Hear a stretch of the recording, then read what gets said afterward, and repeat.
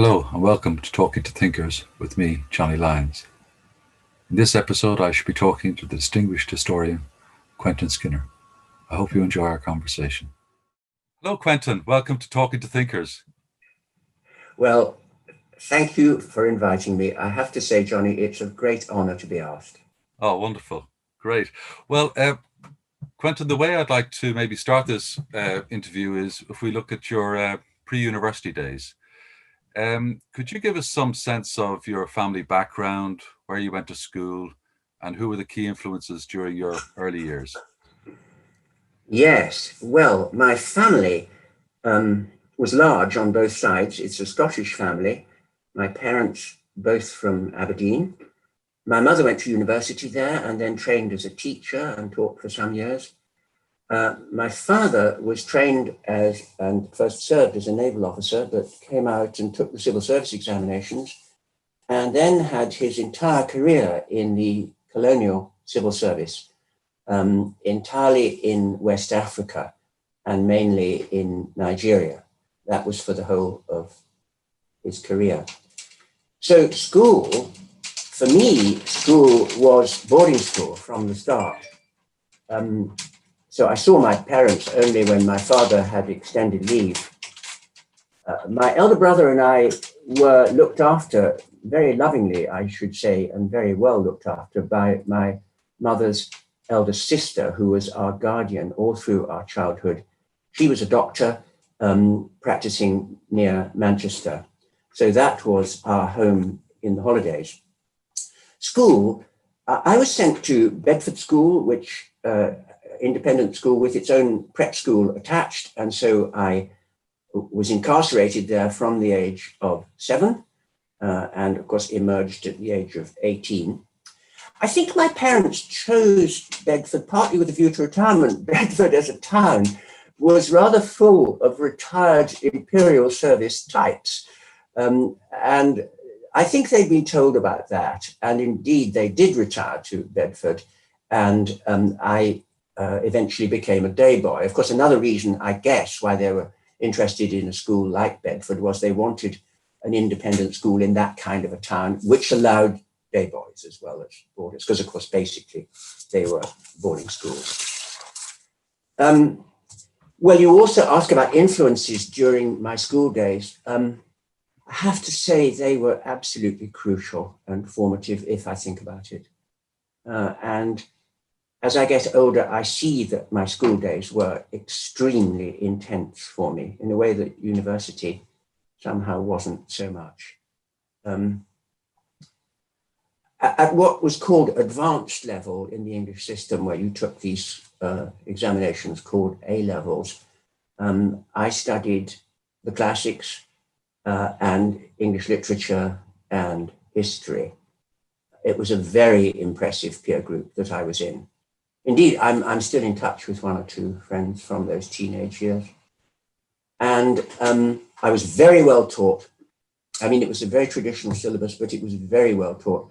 Our classics master taught us a lot of Latin, a little bit of Greek, but we didn't focus much on Greek. It was Latin for A-level. And of course, that stood me in tremendously good stead in my scholarship, because when I started research on Hobbes, I was able to read the De Cive in Latin without any difficulty. And of course, maybe that helps to form what one does one's research in. But when I started to work on Renaissance philosophy, then of course, the texts were all in Latin and you had to make your own translations. So that was formative for me. We had a very good English teacher, and the syllabus in A-level, as in O-level, and surely quite rightly, had a tremendous focus on Renaissance and early English literature, Milton, but above all Shakespeare. And that began a kind of haunting of me by Shakespeare. In history, I was most fortunate of all. I had an amazingly gifted and committed teacher, a man called John Eyre. When he died, this is quite remarkable for a schoolmaster, surely, he rated a full-page obituary in the Independent newspaper. Because some of his students, not me, but some had by then become seriously famous, one of whom was Paddy Ashdown, who was in my form at school, and I found myself mentioned in his autobiography as the person who introduced him to the symphonies of Beethoven, which I hadn't remembered. But John was teaching with great brilliance. I mean, he taught, as I say, a lot of people who had what the world calls success. And he was teaching us a traditional syllabus. The idea of A-level history was English history primarily. And also the great focus was the Reformation and the English Revolution. That was what was held to have made Britain. And so that was the focus of our courses. Those were the pivots. But John also had the idea that as well as political history, you had to read the texts. And so when we were studying Tudor history, so for example, I still have the copy of More's Utopia that I bought at that time. I must have been 16. And I still have the copy of Hobbes's Leviathan that we read at the time when we were studying the English Revolution. And that prompts me to say that I sometimes think that I'm still trying to find better answers to the questions that we raised in those classes with John Eyre. He also introduced me to the history of ideas. There's one feature of the English educational structure which is all gone, quite rightly, which was important because there the independent schools had a tremendous unfair advantage, which was the third year, sixth form. You would stay on after A-levels, specifically in order to try to take an Oxford or Cambridge scholarship. And those were in December. So you had a whole summer and then the whole of that first part of the year really cramming for these examinations. And we were all going to do well in history, but the important thing was the general papers, famous general papers. And John knew all about these, you know, having had a scholarship at Oxford himself. And you needed to know about the enterprise of studying history. And you also needed to know some history which we hadn't been taught. John said, what you've got to read is Bertrand Russell's History of Western Philosophy.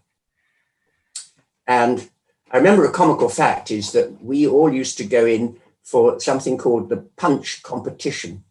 And there was a week in which the competition was about a reviewer's mistaken belief that Othello was a new play, and you had to write the review of this. And so I did this, and it won the competition. And so they sent me a very large book token. And so I bought Russell's History of Western Philosophy. I still got the book token in there. And I started to take notes on it, and I more or less copied the book out. It seemed to me the most enthralling book I'd ever come across. But John also knew, he didn't know so much about this, but he also knew that there was a philosopher of history whom they were bound to be interested in interviews, and that was Collingwood. And so we read The Idea of History, and that took me to the autobiography. And I have to say, I'm by now just 18, and it's really a pathetic thing to say, but that was when I saw a whole vista opening up. And I don't think I've got beyond trying to think about that vista.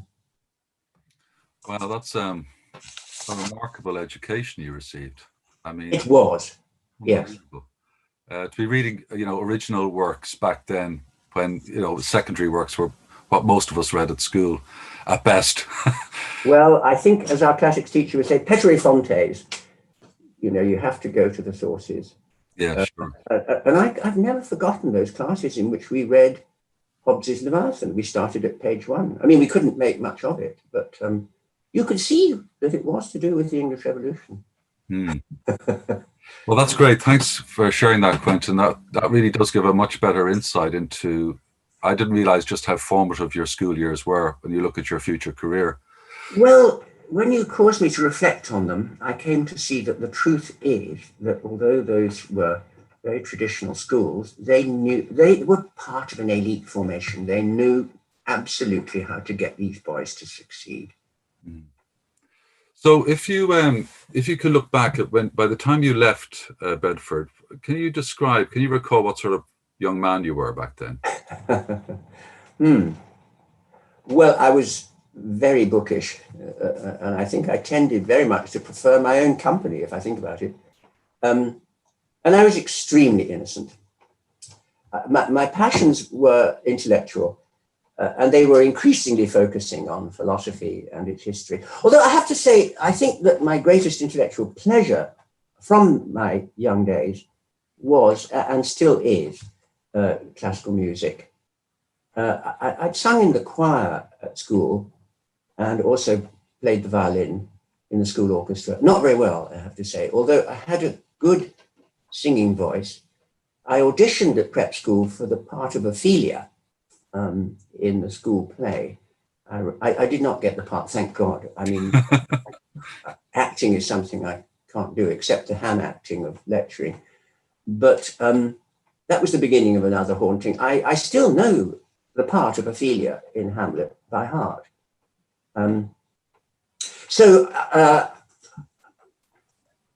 Music was a very important passion. My parents weren't musical even faintly, and they were quite bewildered, but they were very sweet people. They bought me a gramophone and gave me money enough to buy masses of the then new so-called long playing records, now highly prized objects in vinyl. I have hundreds of them. And indeed, last Christmas, I gave myself a new Christmas present of buying a really up-to-date turntable to play these on all over again. So those were my passions of the time. But the other thing I would like to say, asking me about myself when I left school, was that I had firmly resolved to become a teacher. I was deeply inspired by this figure of John Eyre, whom I always kept in touch with, who'd been my sixth form teacher and mentor.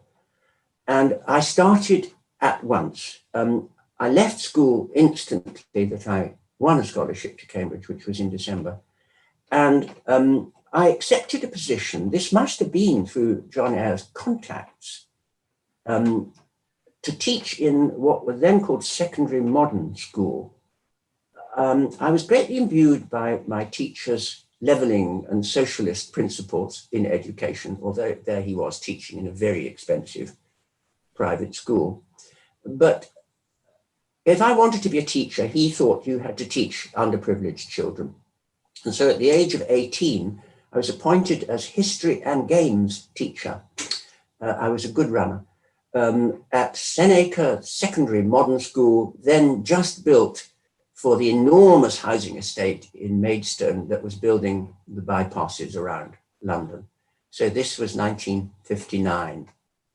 And I was 18 and my class, which was nearly 40, was 15, boys and girls. I hadn't really encountered girls before, but I was let loose, untrained, to teach them. And it was the most extraordinary experience. It was, I don't know how much they learned, but my goodness, I learned a great deal that year. So that was me between school and university. So I arrived at university somehow a great deal more grown up. Wow. And I imagine that gave you an even greater appreciation for going to somewhere like Cambridge. Well, it did. On the other hand, it also gave me a sense of how they really were training a male elite. I mean, it was revealed many, many years later that the A-level was fixed against the girls. I had in my class some really gifted girls who should have been at grammar school, but they'd put on the junk heap along with 80% of the school boys and girls population of the time who did not go to grammar school, so did not have the opportunity to get these public examinations, which were the key to everything. And it was very striking how the cleverest of these students were the girls. They had been cheated. Terrible. And I mean, while there's been a lot of improvement in that area, there's still a lot of that legacy still in existence, as far as I can see. Yeah. When you look at the public school quota compared to comprehensives like these at Oxbridge. Yes. Well, that's right. But I have to say, of course, I was and remain a beneficiary of this highly sexist and elitist system. And the reason I got this position, I mean, at 18, untrained as a teacher, was that there'd been a very remarkable, very radical young man teaching at Bedford who had taken this view seriously and gone off to be headmaster in a secondary modern school. It was that school. And he suddenly had a teacher who fell seriously ill just before the term. He needed a teacher at once. And he rang up John Eyre and said, have you got someone? And John said, I've got the very person for you. That's how things were done in those days. I wasn't interviewed. None of the staff knew me. I was untrained, but I loved doing it. Wow. So if we then, once you finished that short period of teaching, you went up to Cambridge, as you said, you went up on a scholarship to Gonville and Keyes. Can you give us a sense of how you found Cambridge intellectually and socially? Yes. Well, Cambridge, from a pastoral point of view, exceeded my expectations. Yeah, I went to Keyes College following, I should say, a very brilliant elder brother who had done medicine, who had done the sciences at school. He could do everything. And he won the top scholarship to Keyes in medicine. Keyes was the college for medicine because William Harvey had discovered the circulation of blood. Those were the days. Anyway, if you were a really top class medical student, you tried to go to Keyes. And I can remember when I was thinking about trying for a Cambridge scholarship, my parents said, oh, well, you should try for Keyes as well. So I got my poor old dad to write to the admissions tutor saying, my elder son won a scholarship in medicine because we know that Keyes is the best college for medicine in Cambridge, but my younger son wants to study history, and would Keyes be good in that subject? And we were very impressed. We got a one-line letter from the admissions tutor saying, dear Mr. Skinner, Keyes is the best college in all subjects. Very modest college. Yeah, they were all like that. So I went following my brother, who hated doing medicine, by the way, and had a completely different career, but I followed him there. So the admissions tutor gave me a sense of the place before I'd been there, very self-confident, but very pastoral. And we were, our studies were directed by a young man, Neil McKendrick, who had become the director of studies in history, eventually the master of the college. He devoted his life to that college. And he wanted us to succeed. And he really knew how to encourage us and how to help us. So he was someone who wanted us to do our best. I was struck, by the way, rather by contrast with my peer group at school, by how many of the people studying history in my year were not terribly serious about it. They were doing other things. But he encouraged us to think that this really mattered and that we should do well. So the college was, for me, a great success and a very nurturing college it was. But the course was rather a disappointment. Far too much social and economic history for my taste, and not very challenging, honestly, and not very well taught. There were a small number, and this is in the nature of things, there are not going to be many really inspiring teachers, but I was used to inspiring teachers. Some of the lecturers were, of course, dazzling. Moses Finlay on antiquity, and I went on studying ancient history. But above all, for me, the incandescent figure of Volker Ullmann, who was lecturing on the history of political theory, especially medieval, from antiquity right through to Occam and Marsilius. And he I got to know well. He was a mentor of mine, of course, madly eminent person, but very paternal, rather patriarchal figure, I suppose, now I see, but a great scholar, a great encourager. So those were my reflections, except that the crucial reflection is that the Cambridge History School allowed you, to a degree that seems to me astonishing in retrospect, but was largely due to from figures of the previous generation, Herbert Butterfield, Michael Oakeshott. There was a lot of intellectual history. And that was because, you were studying political history, but then they thought, well, they also thought about politics. And so there was something called political thought. And that had a remarkably large role. And of course, I therefore took all those. I took all those subjects.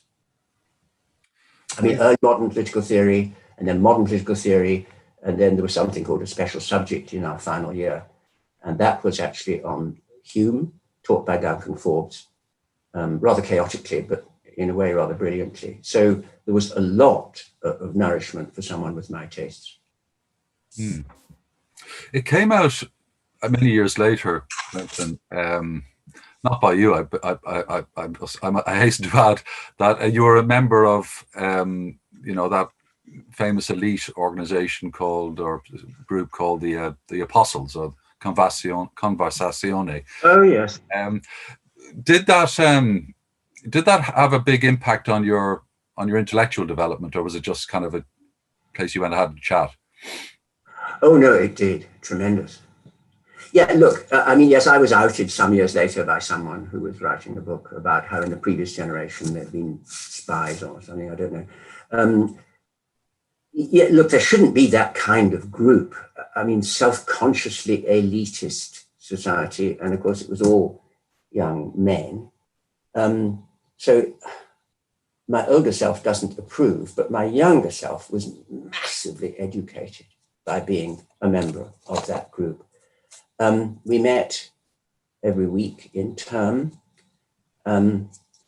We talked a lot about philosophy. Miles Burnett was a contemporary who was in the group, and of course had a great passion for the history of philosophy as well as for philosophy. But what I was most struck by was that 3 members of this quite small group were economists. I hadn't really encountered economists before, and I was riveted by the topics that they wanted to raise. We all had to give papers sequentially. And so they would talk about questions about the welfare state and population size, all sorts of questions about rational choice were beginning to be considered. And I found them intimidating, but enormously worth thinking about the issues that they were talking about. And they seemed to me really the cleverest people I'd met in Cambridge.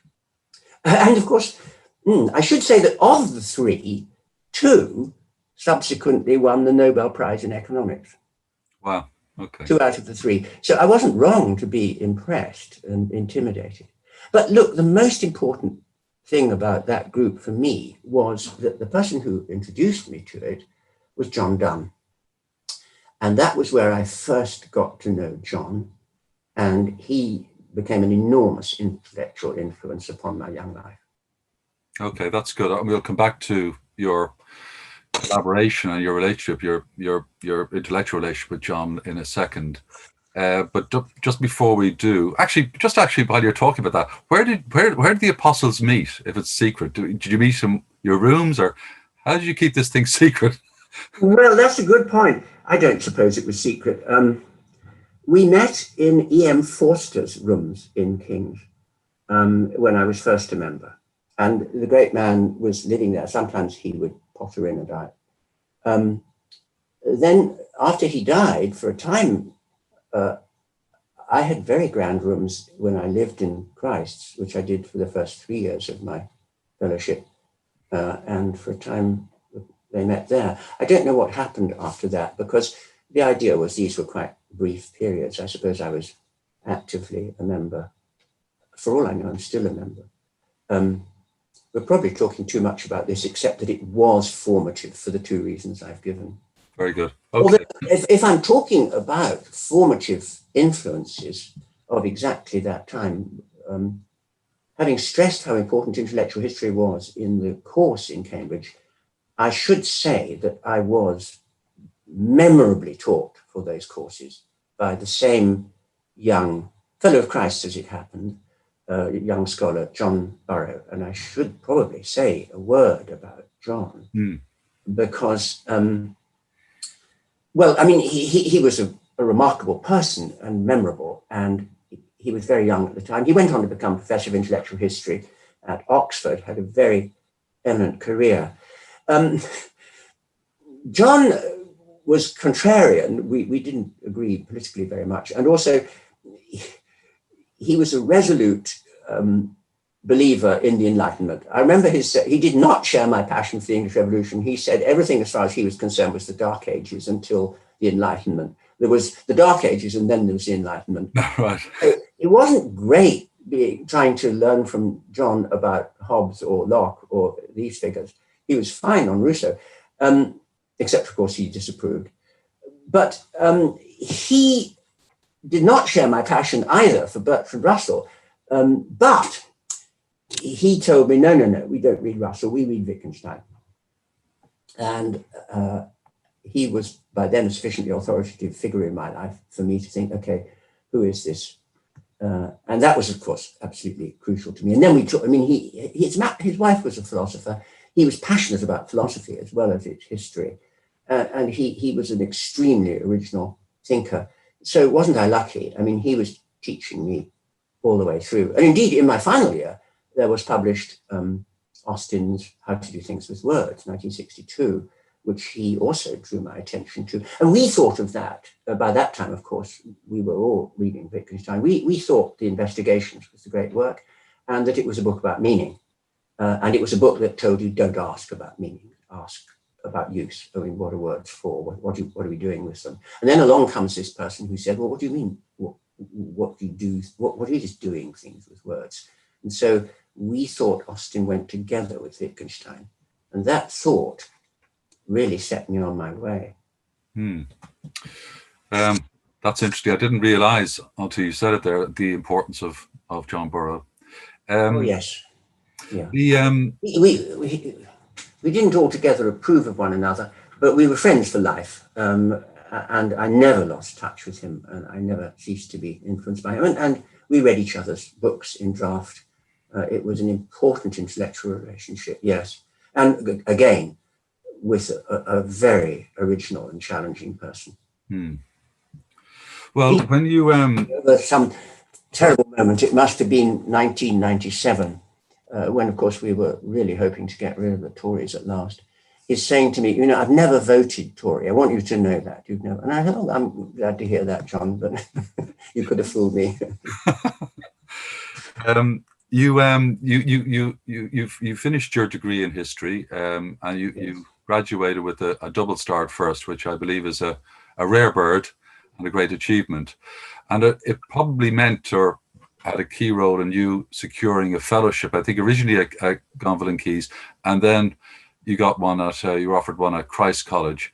And I mean, to get a fellowship like that at that early age must have been marvelous. Did you really appreciate it? And did you understand, oh, wow, I'm set up now? Well, I took so much for granted. Yes, look, I worked very, very hard as an undergraduate. Yes, I did well. I was good at exams. I mean, of course, you had to be good at exams, didn't you? I mean, we've been doing them since the age of 14, and then at 16, and then at 18, and then at 21. And you had to learn to be good at them. So my college had an old statute which permitted the college to elect someone to a fellowship of the college, that's to say, to give them a position, teaching, a research position, or in the college, on the strength of their examination results. And the college decided to do that. And Neil McKendrick, who had been my director of studies, must have been a very powerfully persuasive voice in favor of doing that, because I had nothing to show except that I was good at exams. But then an extraordinary thing happened to me later in that year, which was that a vacancy for a teaching fellowship arose at Christ's College. This was a time where it was an extraordinary, fortunate time to have been born for people like me, because the new universities of the 60s were all opening up. They all needed staff. And in those days, of course, the metropoles were Oxford and Cambridge. So people were leaving quite suddenly. I mean, they were starting up new places, new courses. And someone left Christ, John Kenyon, eminent historian of the English Revolution, left Christ very suddenly, and they just had a gap, and the students were all about to arrive. And they had to have someone to teach them. And now you see, this is how things were in those days. My great teacher and mentor at Keys, Neil McKendrick, had been taught by Sir John Plum, as he became, the great scholar and teacher who was running the history school at Christ's. And Plum must have said to McKendrick, look, have you got anyone? And he said, yeah, we've got. So I was interviewed by Plum and I was given the job. And so, yes, you're right. That meant something extraordinary for me. Well, if I think about it, prompted by you, it meant two things for me. One of which was I was going to teach straight away. I wasn't going to be a research fellow, and I was longing to teach. I really wanted to get going on that aspect of being an academic. I didn't expect to be quite so overwhelmed. I mean, it was a very large cohort of people I was teaching. But that was one thing which I started straight off. The other thing was that my position was initially for 6 years, but it was understood that, as long as things went well, then that was going to continue. I thought, okay, so I don't have to do a PhD. That was quite a reckless thought. But I thought, yeah, I'm just not going to do all of that. I'll start to do the research in my own time and I'll do what I want to do. I don't know where I got that degree of confidence from, if it was confidence. But I never did do a PhD, which was a bit of a problem when I went to the United States because they couldn't imagine someone without a PhD. But it did mean that I was able to get going in my own time and in my own way. And that actually was a huge benefit. Mm. And that kind of brings us back to you and John Donne, really. So yes. you were kind of on your way then in the 1950s. You had your fellowship. I know John eventually got a fellowship. But you and John are regarded as the founders of the Cambridge School of Intellectual History, sometimes known as contextualism or historical contextualism. Can you give us a sense of, or give the viewer the sense of, what that particular school preaches? Wow, that's really, for me, that's the big question, isn't it? And maybe I have to speak at a little bit of length here, Johnny, I'm not sure. Yeah, but go for it, yeah. Well, I don't know if John and I preached, we certainly didn't practice quite the same thing, although it is true that we both began by focusing on the English Revolution. I mean, it's impossible to overestimate how seriously that was taken to be the center of Europe, well, I don't know about European history, but certainly of British history. And debates about the rise and fall of the gentry between Tawney and Trevor Roper would be reported in the newspapers. I mean, it was an extraordinary, different, very parochial culture. But we started really in the heart of the historiography. That's to say, with the political theory of the English Revolution. But I think John, more quickly than I, also noticed that this subject was sort of being studied all wrong. I mean, he had an enormous intellectual confidence as a young man. Well, he's always had it, and quite rightly. But he thought, this is all rubbish. I mean, this is either a kind of scripturalist story that we're being told about how there just is this canon of texts, which is abstracted from its context, and then you examine what you think are the quality of its arguments. Or, and again, this is very hard to recapture, the extent to which a kind of debased Marxism was the quite unself-conscious methodology of so much history at that time, that if you're studying, and of course this was embodied in the teaching of history in Cambridge, if you're studying political theory, you're studying something which is a reflex of political practice. I mean, there are more real forces here, and these must be reflections of these forces. And so in the then prevailing thought, C.B. Macpherson, for example, what's happening is something called possessive individualism, market society. And so these texts must be really somehow about that. They're generated by that. And it led to extraordinary misinterpretations of those texts, and particularly of Locke, who was either seen abstracted as the liberal, or he was seen as somehow the exponent of a market society.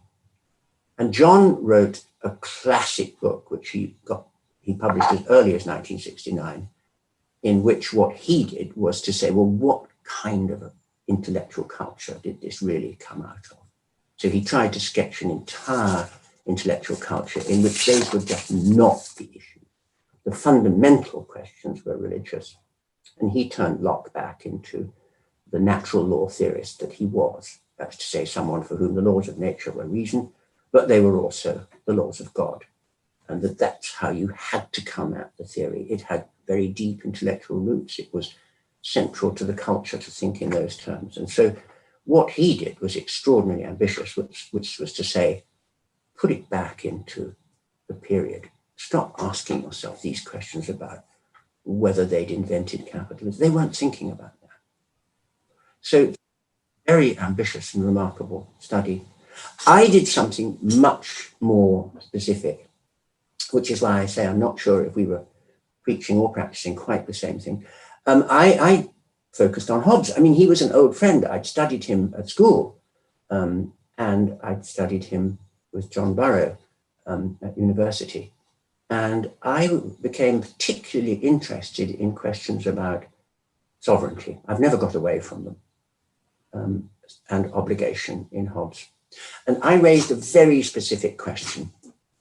And I suppose I've never got away from thinking like this. I asked myself, well, what sort of an intervention in politics is this text? I mean, Hobbes is saying political obligation is not connected with questions about rights. It is an answer to the question, who is protecting me? If you want to know whether you have a duty of obligation, somebody else has a duty of protection. And Hobbes says, I wrote this book, he says in the last paragraph, without other design than to set before men's eyes the mutual relation between protection and obedience. So I'm sure that at university one always read the introduction and the conclusion first. So I'm reading the conclusion, and so that he says the book is written without other design. So what makes that? What kind of an intervention is that? And of course, I came to see that it was a kind of irenic attempt to meet the fact that there'd just been a revolution, not just a regicide, but the abolition of monarchy. Huge questions about obligation arise. Royalists come in to say the whole thing is illegal. It's just an army plot. Radicals come in to say it's no good because it isn't yet founded on the rights of the people. Hobbes says in the introduction, I try to steer between the 2 points unwounded. So what is steering between the 2 points? It's to say, sure, it's a conquest, but that doesn't mean you're not obliged. The question is, who's protecting you? There's the intervention. So you could say, and you should, I think, because it was very self-conscious on my part, I'm asking the question, what is Hobbes doing in this book? It's the Austinian, the Wittgensteinian question. Well, what's he up to? What's it for? And that was my way of trying to get at these texts, and it remains so. Okay, that's a very nice introduction to what both you and John were trying to do. I mean, it's famously said you took Hobbes and John took Locke. Yes. I think that's how. Well, look, we didn't lack for arrogance. No, you were definitely two young Turks. Well, in retrospect, yeah, it doesn't look quite so good, does it? But when you look back at that time, Quentin, I mean, what you've said there is actually it's actually more radical than you even suggest there, because what you were going against was so different to what was kind of dominating the scene of the history of political thought. Yes. So can you give us a sense of the radical nature of what you were saying, and what were the key insights that your new way of looking at texts was bringing to the party? Well, that's very kind of you to phrase it like that, because it did open out in the 1960s into a more philosophical project for me. I mean, I became more and more interested in the philosophical underpinning. I mean, I was doing methodology, but then I quickly found I was doing philosophy. And I found that the journals in which I was publishing were philosophical journals. I mean, philosophy, history and theory, philosophical quarterly, and so on. So what was I doing publishing in these journals? Well, I was saying, look, I think that there will characteristically be an answer to the question, what is this text in political theory doing? There's going to be a general answer to that. and the nature of the intervention is going to be either, I mean, this is purely Austinian, it's either going to be seeking to uphold or question some existing fabric and framework of beliefs. So what came to me to seem central was the notion of legitimation or delegitimation. That these texts are going to be exercises in trying to legitimize a particular point of view, which may at the same time be questioning other points of view. I was getting all of this by generalizing what I'd found in the work I'd done on Hobbes, which by then had come out in a large number of articles, which I eventually collected in my book, Hobbes and Civil Science.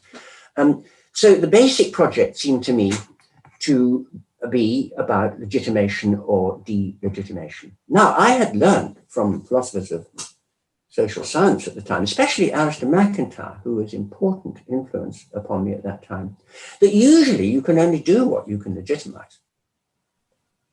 That's a Wittgensteinian thought too. But if you can only, roughly speaking, do in politics what you can legitimize in politics, then the range of things that you can do is circumscribed by the range of things that you can legitimize. And so the existing moral, the existing normative framework and the vocabulary in which it's expressed, it sets limits to political action. So here's the real point. The principles that you profess in support of legitimating case, even if they don't genuinely legitimize that case, let's be naming rights for a moment. Let's think politics is all to do with power. The naivety of that is to suppose that power doesn't have to be legitimized. If it has to be legitimized, there has to be a legitimizing vocabulary, and that has to be a recognizable vocabulary. You can't just innovate. It has to be some manipulation. And there, of course, the rhetorical manipulation became important to me, of an existing moral framework. So what emerged out of my work was a kind of anti-Marxist theory of ideology, in which moral and political principles, instead of being seen as epiphenomenal, as mirroring some more serious underlying social reality, became constituent of that. And that's what I began to preach. Mm. I mean, really, that is what I preach. Yes. It's a theory of ideology. I'm going to ask you a quite tricky question now, because I'm going to ask the preacher, if I can call you that, does he have any doubts about his sermon? I mean, as probably even back then, did you have any doubts about, well, is this way we're doing it? Is this the whole truth? We think it's definitely part of the truth. Yes. Or did you have any kind of self-criticism kicking in at any point?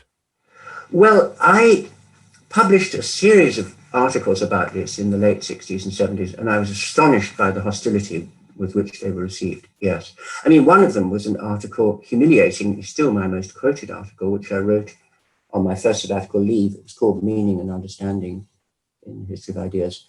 And I was made to see that I was saying something which had various gaps and holes in it, certainly.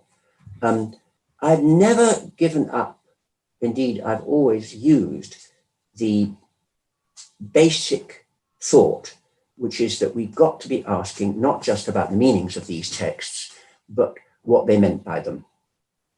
I mean, you could put it in those Gricean terms, and perhaps you should. Meaning isn't just about meanings of terms, it's meaning things by things. And what did they mean by this? So I like this slightly, slightly forensic vocabulary, when you'd say, well, what are they up to? What are they doing? What's going on? I've never got away from that, because that's what enables you to connect theory with practice and to show that this question can be applied even to the most abstract works of philosophy.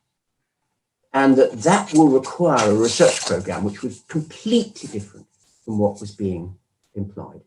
I mean, you can ask, I mean, Hobbes is a very abstract work, but you can ask, well, what's he really up to? What's pushing this? Why have we got this text at all?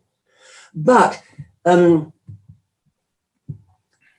I would like to say, before I say what's wrong with it, I would like to say that I think that position has certain philosophical interest, and that was what I tried to write about. Well, you see, it led me to be somewhat critical of the way that the philosophers of social science were talking at the time. I mean, I was partly critical of Austin in what I first wrote on the theory of speech acts, because he always tied his general theory of the force of utterance, as he called it, to his original idea that there are some utterances which are performative. I mean, of course, that's become a word which is much too much used, but he meant that saying something is actually performing an action. I name this ship. If you do that rightly, you know, the bottle breaks and the ship is named. So you've said something which has done something. And he thought that that was a very specific class of speech acts, and there would always be a standard motive for making explicit what you're doing. I name this ship. That has to be a standard motivation. I thought, well, that isn't really right, because what that omits is the sheer range of rhetoric that goes into our utterances and the rhetorical codes in which they are commonly operating. That's to say, codes of irony, allusion, satire, parody. Where is all this? So rhetoric was always very important to me in thinking about this. And I wrote about what I called oblique speech acts. So I think that was certainly important to me later as a writer on hermeneutics. But I was also led rather boldly to join in the debate about the explanation of action. There, the classic work had been done by Donald Davidson, Action, Reason and Cause. And I thought I'd spotted a straightforward mistake in that. There I was tremendously helped, of course, by my Wittgensteinianism, which was what he was attacking in that famous paper. And most of all, Elizabeth Anscombe's amazing book on intention, which was cardinal text for me in the early 60s, published in 1957. Recognizably Wittgensteinian, but profound original work. And as you remember, she makes a very strong distinction between motives and intentions, obliterated in Davidson, who talked about reasons, and they were reasons, motives, intentions. He wasn't very interested in this. But I proposed the thought that intentional explanation is not causal explanation, because the explanation solves the puzzle by way of redescribing the action in intentionalist terms. The intention with which the action was performed is the explanation of the action. That's not a causal explanation because it's completely internal, but it is an explanation because it solves the puzzle. What is this person doing with their eyes closed in a large space, which is dark? Praying. Okay, now you know. If you're coming from an alien culture, you think, I see, okay, there's the practice. So I thought that there was real philosophical traction in the methodological thought that I come up with. But look, of course, it was very contentious. And the thing that most people found they wanted to attack was the historicity of it. And the way in which the orthodoxy assailed me, and with great ferocity, was to say, you're just downgrading these texts. You're telling us that Hobbes is just a pamphlet of the English Revolution. And I remember one in particular saying, so what are you offering us? Dusty antiquarianism. That was the main answer. Well, of course, that's a depressingly Philistine view of historical inquiry. You might think, well, you know, if you want to understand Hobbes, that is what it is. So, you know, don't kid yourself. But that brought a storm down on my head, certainly. Did it help that you had John by your side and he had you by your side? I mean, do you think you would have been able to deal with this storm by yourself? Did you have enough confidence? Or were you and John kind of helping each other out here? Well, I think that we went our different ways. After his astounding debut in the book on Locke, John moved in a very different direction. His next book was on revolutions, of course, as you know. By then he'd gone to the United States, and although we corresponded a great deal during that time, I think we were more going our own ways. And I had spent maybe an extravagant amount of my time. I mean, from 62 to 60-something, 66 or so, I wrote a lot about Hobbes, indeed, sort of a book, as it became eventually. But then for the next few years, I was just writing these methodological and philosophical essays, many of them. And so I suppose the attacks, when they came, were more, I mean, I remember there was a special issue, wasn't there, 74, of the journal called Political Theory, and it was me that they wanted to reply to. I mean, by then, somehow I was the person who was in the eye of that particular storm. John was probably doing much more valuable things by then, but I was sort of trying to stave up our research program. Yeah, no, it's quite impressive that, you know, at that age you were coming out with, you know, you, as you say, you were prompting quite a lot of resistance, put it that way, within the academic community, who probably felt threatened by this. Well, they were told they were doing it wrong. Yes. Yeah. And it was an orthodoxy, and orthodoxies don't like it. I mean, good heavens, think of Thomas Kuhn. Orthodoxies don't like being told they're doing it wrong, even if they are, and they will hit back, of course. They won't say, oh, yeah, I see what you're saying. Maybe we have to, yeah. They don't. Well, that's interesting you mentioned that, Quentin, about Thomas Kuhn, because as we moved then from the 60s into the 70s, you were offered and took up a fellowship at the Institute for Advanced Studies at Princeton. Yeah. And when you look at the 1970s and who was there, I mean, it was a golden age. Yeah. Could you give us, to start this period off now, a sense of, well, who was there? Yes. And, you know, and then we'll talk about maybe each one individually. Well, you're talking about really an absolutely crucial phase in my intellectual and my personal life too. I made lifetime friends there. Yes, so I went to Princeton Institute in 1974 as a sabbatical leave, invited by the great Hispanist John Eliot. And I was, in the first year, I was in the School of History. But in that year, I caught the eye of this amazing group of people who had this little social theory group under Clifford Geertz. And by the end of that year, they wanted me to stay. And I moved from the School of History into the School of Social Science on a 5-year fellowship. And then at the end of that 5 years, which was 1979, I was offered a lifetime fellowship. And that was therefore the great fork in my academic career. But although I was back and forth to Cambridge, which very generously gave me leave from my lectureship for 3 of those years, I was basically in Princeton from 74 to 79, yes. And it was a wonderful place to be, as you say, not just because of the institute, but also the university. 2 completely separate institutions, of course, although in the same very small town. And I was really bowled over by both of these institutions. I mean, I'd known, as we've said, highly gifted people in Cambridge, but I never met such a phalanx of really dedicated scholarly undertakings. It was very daunting at first, although I have to say I was very warmly welcomed. You had a kind of free pass if you had an English accent in Princeton in those days. And that's not really true, but you know, I was welcomed. I was very warmly welcomed. But what I was most struck by was I'd never encountered either as what I found at the Institute and at the university, such a degree of sheer professionalism. I mean, Cambridge was always finding other things to do with people's talents, especially in the collegiate system. But here were people who had a project. And when they completed the project, they moved on to the next project. They were not distracted. They were people with a vocation. And that had a great impact on me, I think. And as I say, I did make friends for life at the university. That's to say, especially amongst the philosophers. My partner, Susan James, was with me and was, of course, is a very eminent philosopher. And through her, it was mostly I came to know a number of people in the philosophy department. Dick Jeffrey, the logician, Richard Rorty, both, alas, now dead, but both lifetime friends of both of ours.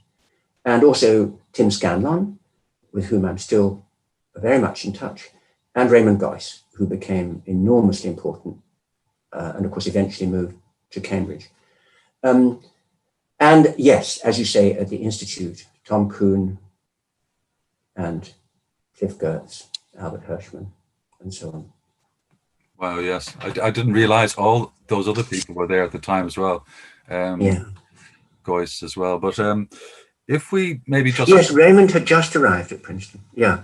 And he was the incandescent young assistant professor.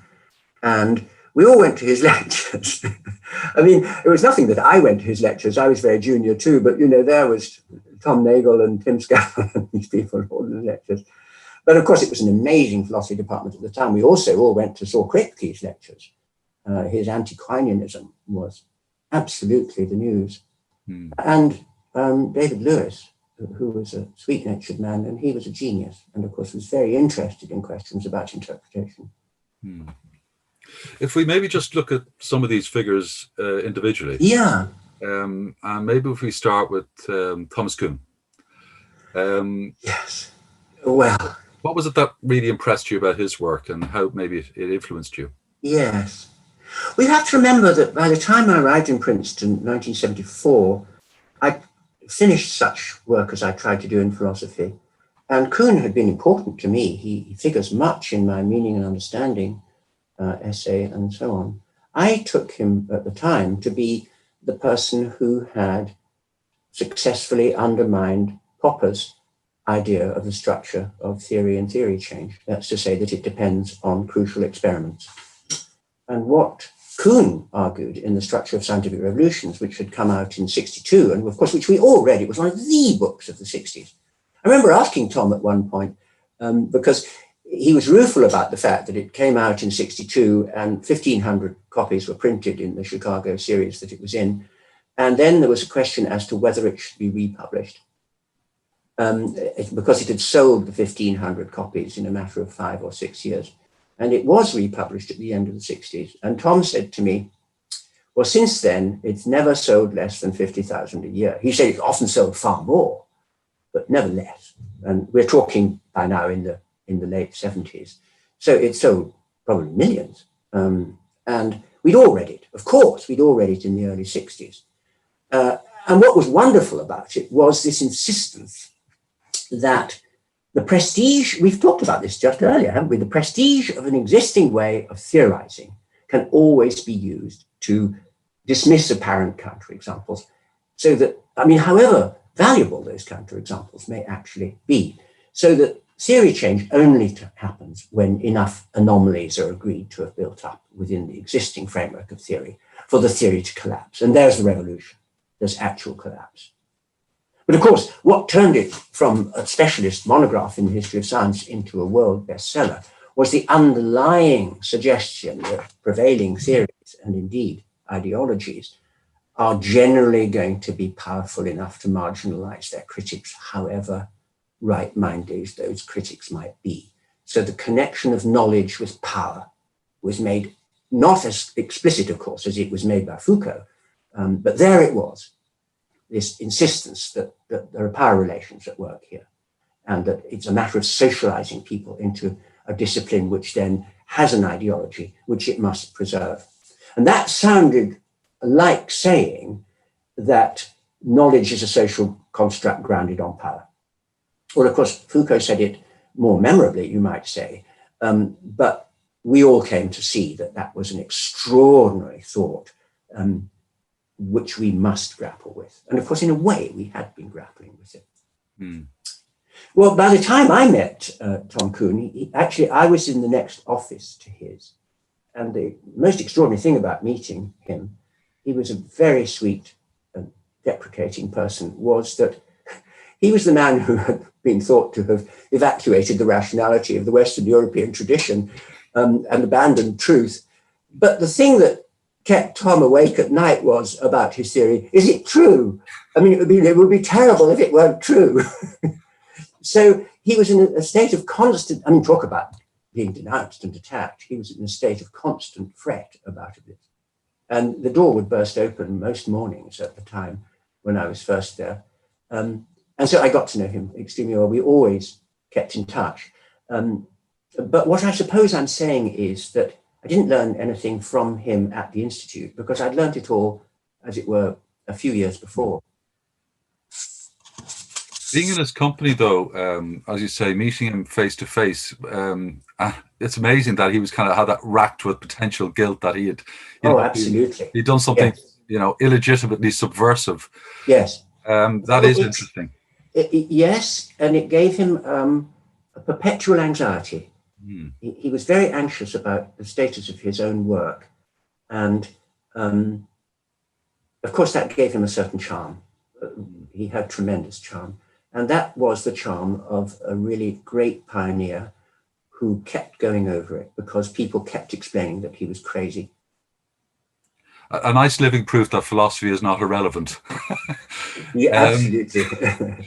If we move on to the next, another figure that was kind of, I know, crucial back then, and I think you became great friends with, was Clifford Geertz. Ah, Cliff, yeah. Would you like to say something about him? I'd love to. Hard to do so. Well, he was inimitable. Initially, I found him very gruff and deeply formidable. And he was so quick in argument. He was a very impatient person. If you didn't get the point at once, he couldn't bear it. And so he was not at all approachable. But on closer acquaintance, he was a very kind and friendly person. And I mean, I found this with these very great people whom I was so privileged to meet, was that they were self-deprecating. I mean, they were doing something quite remarkable, but they were not narcissists about this. On the contrary, they were anxious about it and concerned to get it right. They had a real vocation, which was about getting things right as they saw it. So that was a great image, again, with Cliff. But although I'm giving the wrong impression slightly, because he was also a tremendously witty person and terrific fun. And we always kept in touch. And when I went back to Cambridge, he and his wife, Karen, would come to visit us. He was always known to our then small children as Father Christmas. This was partly, I think, because he had a huge white beard and lots of white hair, but also because he was obviously benevolent. Now, look, he was, of course, the social theorist of his generation in the United States. The Interpretation of Cultures, which came out in 1973, just made him the center of questions about ideology and cultural systems. But I would say also that when you met him and knew him, he was just one of the most intellectually wide-ranging people and one of the cleverest people I've ever met. I mean, even including those Nobel Prize winners. He had a huge knowledge and appetite for literature. He was incredibly retentive memory for what he'd read. And he knew a lot about the history of art. I mean, we used to go down to Philadelphia to see the Barnes Foundation. Being driven by Cliff, of course, was a terrifying experience, but we survived. And also he knew a lot of philosophy. I mean, he had done philosophy as a student.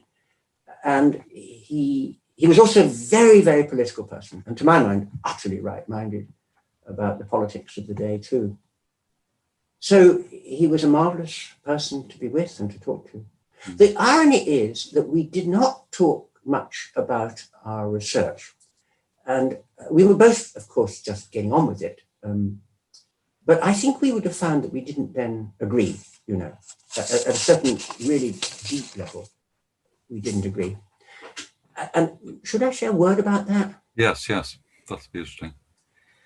It's only struck me much later, but I mean, Cliff's interpretation of cultures is about the question, what holds things together? And the answer is, in the word, culture. That's the whole point of the book. So ideology, in the title of one of the famous essays, is a cultural system.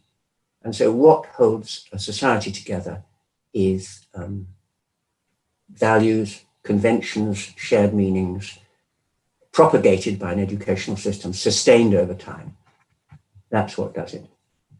And I don't think that's what does it. And I was writing my book at the time called The Foundations of Modern Political Thought, which I wrote entirely at the Institute. And really, that book tries to tell you, since the whole point of the book is to trace the genealogy of the emergence of the modern theory of the state, is that what holds basically rivalrous and self-interested and self-willed people together is the coercive power of the state. It's Hobbes. I've never really got away from it, but I think that's an extremely profound point. It was deeply unfashionable to think like that in Princeton, of course, partly because of Cliff's influence, but also because of the American distrust of states. But I see states not merely as coercive systems, but as the means to enable freedom. So I'm a believer in strong states as agents of freedom. But look, it was all wrong to try to get rid of the state. We all live in states. Statelessness is one of the worst things that can happen to you. And states are systems of coercion. We're living under a pandemic in which the Hobbesian truth about the state has suddenly become absolutely clear. What happens is that a representative of the state comes on television and says, stay at home. He hasn't consulted anyone. It's complete arbitrary power. But if you don't stay at home, you are fined. That's what holds things together. It's not a very appealing thought. But I think we would not have agreed about that. That's interesting, and we'll be coming back to that topic later on, which I'm looking forward to. But it is interesting what you're saying about, you know, Kuhn and Gertz and these other figures there. What I find most impressive, and it's very obvious, is not just the range of their intellectual interests, but the depth. You know, really. Absolutely. Oh yeah. They were Renaissance men in that kind of sense. Yes. And they were all men as well, which is well, you see, that is a very important point. And if you were in Princeton as a young philosopher and you were a woman, and when I saw this with my wife, you know, more generally, I mean, she has had a brilliant career and is a famous philosopher. But when I saw how easy it was for me and how hard it was for her, it really was shocking. Yeah. We come then to another figure who I'd like to get your views on, Quentin, and that's Richard Rorty. I think it was kind of fascinated me for a long time. Maybe if you could talk about Richard Rorty as a person, but also in the context of the book he wrote. Oh, yes. His real masterpiece, as far as I'm concerned, philosophy. Absolutely. Yeah. Could you talk about him and that book maybe together? Well, I'd love to. I don't know why these people gave me the time of day, because with Tom, I mean, Tom wasn't a great general intellectual. He knew a lot about art and he was interested in a range of things, but Cliff and Richard were both just extraordinarily wide-ranging people who also had extraordinary depth. Yes, these were the nearest to geniuses whom I've ever known well. As I said, I don't know why they gave me the time of day, but they were an education to be with. Richard was not at the Institute. Richard was in the Department of Philosophy at the university. But I think perhaps through Susie, he had a close relationship with my wife, Sue, and they had a long correspondence after we came back to England. But however I got to know him, we got to know him and his wife, Mary, well from the earliest time we were in Princeton. And we always kept in touch with them. And indeed, Susie and I went especially to Paris to see Dick just before his death in 2007. We were always in touch. He just struck me from the outset as an altogether remarkable person. And the thing that I find I'm saying about these great people was their modesty about their gifts. They were not in the business of explaining how brilliant they were. I mean, it just became clear as soon as you talked to them. But he was modest and kind and very generous. And of course, he completely transformed the discipline. And as you say, the book that did it was Philosophy and the Mirror of Nature, which he was writing quite quietly and didn't talk about it much all the time that I was in Princeton, and it was published in 1979. What I found thrilling about that book, and I wrote a long review essay about it, was its outright conceptual relativism. I found that stunning in itself, but also highly relevant to the practice of the history of ideas. I mean, at the time, you have to remember, well, you will, of course, you don't need reminding, but there was a very strong tendency amongst historians and philosophers of social science at the time. I'm thinking of major philosophers of social science like Martin Hollis or Stephen Lukes, to treat strange and false beliefs as failures of reasoning. So there's the move. A false belief suggests a failure of reasoning. I mean, that's actually quoting Stephen Lukes or Martin Hollis. And so the task of explanation is, well, what caused them to go off course? So you need a strongly causal explanation of the failure of rationality that the false belief has disclosed. And the extent to which that was an unself-conscious methodology, for example, in the study of witchcraft beliefs and things like that, until Keith Thomas came along and revolutionized that field, was just remarkable. That's how you went about it. It's ridiculous to believe in witches. There are no such things. How can they have come to go off course so badly? And Ladurie, in the famous book, gives you an answer in terms of, I don't know, sort of psychoanalytical answer. So Rorty is saying, look, that is to equate the holding of rational beliefs with the holding of the historian's belief. And that's his basic point, that our so-called justified true beliefs are just the rhetoric of our age. And of course, he made the point with incredible ferocity. That's the way he liked to talk. He was very gentle in presence, but he was very ferocious in print. That is just rhetoric. No scientific theory from any era earlier than ours has survived. What makes us think that our beliefs are true? They're what we call our justified true beliefs, but it's just the rhetoric of the age. Well, of course, that was a stunning book. I have to say, however, that it seemed to me he overreached himself in a way, because historians don't have to be conceptual relativists in order to take that on board. And that's a very, very important point for me. And it was one that I tried to bring out in the later methodological essays that I wrote, the ones that I collected in my book regarding method. I mean, here's the point, that conceptual relativism is a thesis about truth, isn't it? It is the claim that there is nothing more to the idea of truth than rational acceptability within a form of life. Maybe that's what Wittgenstein said. It's certainly what Kuhn was alleged to have said. Rorty, building on these, said it. Now, that means that when in Rorty's book you come to this wonderful discussion of the debate between Cardinal Bellarmine and Galileo about heliocentrism, Dick wants to say, look, they're both objective. I mean, they're just talking to each other out of different worldviews. You cannot say that one was more rational than the other. There's no point at which it would have been rational for Bellarmine to change his mind. Because what is rational to believe depends on what else you believe. They're systems. Now, I feel no squeamishness in saying that Bellarmine was mistaken and that there is a fact of the matter. But that's not what I want to say, because I'm an historian. I want to say, I don't want to talk about truth. And I don't think intellectual historians should talk about truth. They should only talk about what it's rational to hold to be true. That's what we're investigating.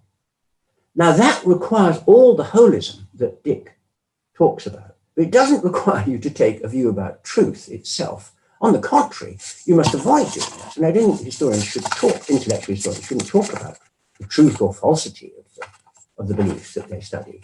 And in any case, conceptual relativism looks awfully like a self-refuting claim, doesn't it? I mean, it's offering as a general claim, a claim that there are no general claims. Just while we're on that, Quentin. Sorry. Just while we're on that, so from what perspective do you think you can say Bellarmine was wrong? Well, I don't want to get into that, quite honestly. I mean, I'm an historian. I have a prejudice about that. And it stems from thinking that something's gone wrong with conceptual relativism. The proposition that there are no universal truths is being offered as a universal truth. Well, that doesn't look good to me. But of course, I think that what underlay Dick's book is fundamental, and I completely agree with it, which is rational acceptability within a form of life is what you're trying to talk about. That doesn't mean that you can't criticize some of the beliefs that you encounter. But what you're criticizing them for is failing the standards of rational acceptability of the time. Now, that, of course, is an extremely nuanced and difficult thing to do. But you can, of course, do it. But the question, was it rational for the peasants to believe in witchcraft? Whereas Ladurie wants to say, well, of course it wasn't, because there are no witches. I mean, that's ridiculous. I think it's a really deep question. I think it probably was rational. The interesting question is when you get to a really sophisticated intellectual like Baudin writing about witches, you think, you want them burnt, which is, of course, the point of the book. So I'm inclined to ask myself then, well, what's the matter with you? Yes. I mean, he should know better. So it's very nuanced. But look, I mean, the reason that it's rational for the peasants to believe that they're witches is that the priests point out that the Bible says there are witches. And the Bible is not false. The Bible is true. So saying there are no witches is saying the Bible is saying something false. Well, you don't go around saying the Bible is false. You don't believe the Bible is false. So, yeah, it's probably a wholly rational belief. You haven't seen them. We'll come back to this knotty topic in a second when we're looking at another one of your works. But thanks for sharing that. I think you were being unduly modest in your review of Richard Rorty's great book in the New York Review of Books, because your review itself was very important, I think, because not only is it a misunderstood work, it's been a much maligned work. Rorty's, and all sorts of crazy. He's been attributed all sorts of crazy ideas. Absolutely. Yes. It was shocking. Yes. It was shocking to see its reception. But of course, the humor of it for Dick was that if you're a fully paid up Kuhnian, that's what you expect. You've challenged the paradigm. Yes. And he did. He challenged the paradigm. Well, I was overwhelmed by the book. I mean, it didn't actually tell me a huge amount that I hadn't absorbed from Richard and Tom and my reading and so on. But it was an extraordinary thing. And I have to say that I was very grateful to the New York Review, because this couldn't happen nowadays. They allowed me, 6,000 words or something like that. It was a proper essay that I was encouraged to write, which was published in a large circulation newspaper, in which what we talked about was, I talked about all of this. Yes. Halcyon days. They were. And of course, one of the things that was important to me when I arrived in Princeton, again, all networks, Cliff was a great writer for the New York Review. He said to the editor, you should meet this young guy. I went out to lunch in New York with Robert Silvers, the only time I ever met him. And then for some years, I wrote regularly for that review. Your Princeton years, as you indicated already, produced your probably your seminal work, the 2-volume, The Foundations of Modern Political Thought. I think I've read, but I couldn't find a reference that book was originally meant to be a history of modernity, but that you then narrowed it a bit. Yeah. Can you talk a little bit about the genesis of that book? You've indicated how it differed from, Clifford's view of culture, that it's the state that binds us rather than culture. Yeah. But could you talk a little bit more generally about that book, which I think still is your seminal work? Yeah, interesting. Well, the book began life through my colleague at Christ and mentor, Sir John Plum, who, perhaps a little bit encouraged by me, and he was the chief advisor to Penguin Books, was going to have a series on the history of political thought. And the first volume was the medieval one, which Walter Ullmann wrote. And I recklessly said that I would write the next volume. It wasn't going to be a history of modernity. But the reason I thought I could do it was that for some years by then, I'd been giving a quite large outline course of lectures on the history of political theory at Cambridge. But once I really got to my theme, which was a genealogy of the modern state, which is how the book ends, I saw that I could not manage what I'd hoped. That book ends too soon and in the wrong place. That's to say, I wanted to say that the state emerges out of a religious conflict that can only be resolved by agreeing that there should be one sovereign which will control society, and religious beliefs in that society will be a matter of indifference to the state. Otherwise, it's going to be war forever. And that was an extraordinary achievement of European culture.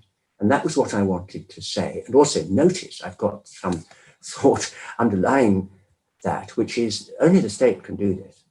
And so that was my idea in the second volume. But that was meant to continue not just up to the early natural jurisprudential writings of Bodin and Grotius on the state, but it was meant to culminate with Hobbes, who is the person who really formulates this view. People are self-interested, rivalrous, they'll kill each other if they can. There's no way out of that. This is human nature. How are you going to run a society? The answer is you've got to have this artificial person who is represented in a way that people can feel they've authorized. That is the state. And it is a fictional person whom we create in order to keep us in awe, as Hobbes says. And if you want social order, there's no way out of that. So that was going to be the climax of the book. It sort of is the climax of the book, but I couldn't get the materials straight in my head for what would have been the third volume. But what I did was I thought, okay, that is fine, except that it's still no good because I haven't talked about how all this came to be the issues that they were talking about. And so I resolved that there would have to be an earlier volume. And I wrote the book backwards.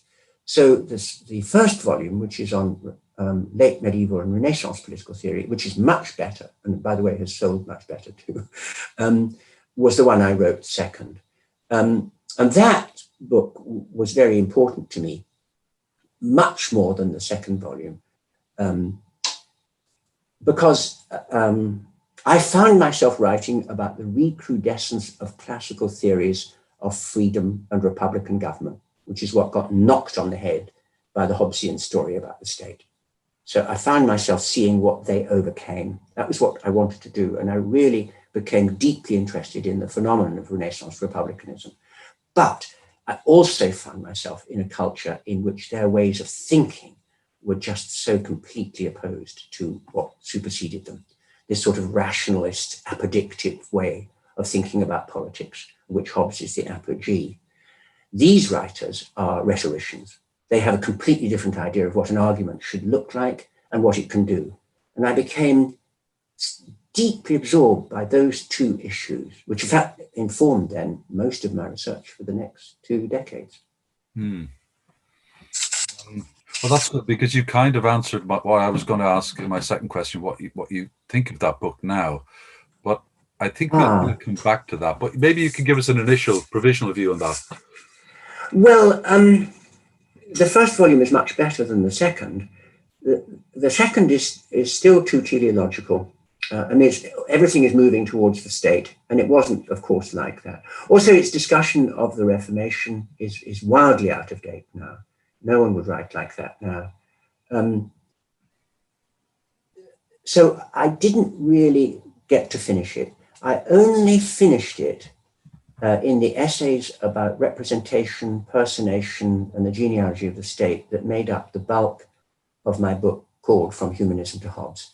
So that really summarizes what I should have been writing about. And so it's my most recent book, published in 2018, From Humanism to Hobbes. And that is a series of essays which, as it were, try to cover this issue in the period. So I think I've rectified some of the omissions and the muddles, but it's only the first of those 2 volumes that I've found was fruitful in my own intellectual development at the time. One of the reasons, well, I suppose the main reason I find that 2-volume work so important and seminal is because it was a kind of substantive indication of your methodology. It was meant to be. Oh, absolutely. And that's what's so impressive about it. It's one thing to write, well, this is what, in theory, but here you have in practice, we're vindicating it. Yes. And even though you said it had these shortcomings, it was a little bit teleological in the second volume, the thrust was established. Well, that's very sweet of you to say that, because of course that was my aspiration. It came off better in the first volume, where I tried to give a contextualized understanding of Machiavelli's work set against a background of medieval mirror for princes' writings and also classical republicanism. And I tried to do something similar in the case of More's Utopia, and so on. Yes, and I haven't really got away from that way of thinking about Machiavelli as a classical republican, a critic. That was my aspiration, was to show that he was a critic of an ideology that he basically endorsed. Yeah, so yes, it was meant to be an exemplification. And people at the time when I published my prospectus, I mean to say, in the Meaning and Understanding essay I published in 1969, people said, well, come on, well, what would that look like? And it took me 10 years to answer that question, but that, of course, was one of my aims. Well, you now leave Princeton. You come back to your alma mater, Yes, and to the chair of political science. Briefly, how did you feel about being back in Cambridge? Oh, wow. Well, Johnny, it felt necessary. My wife and I, we'd got married by then, had had a great time. We were married by the judge in Princeton. Susie was about to go back to England and she was 7 months pregnant. And I think the judge thought this was a shotgun matter. He kept saying to me, oh, I wish you so much luck. That was, well, we'd been together for many, many years. But why am I telling you this? Because at that point, we were going to have a family. And that seemed one reason for coming home. But there were many reasons for coming home. One was that my father died actually just the day before we got married, as it happened. And my mother had dementia by then. He'd been her carer. She needed care. She needed us to be back. And I mustn't forget this, my wife Sue and I were both offered jobs in Cambridge at the same time.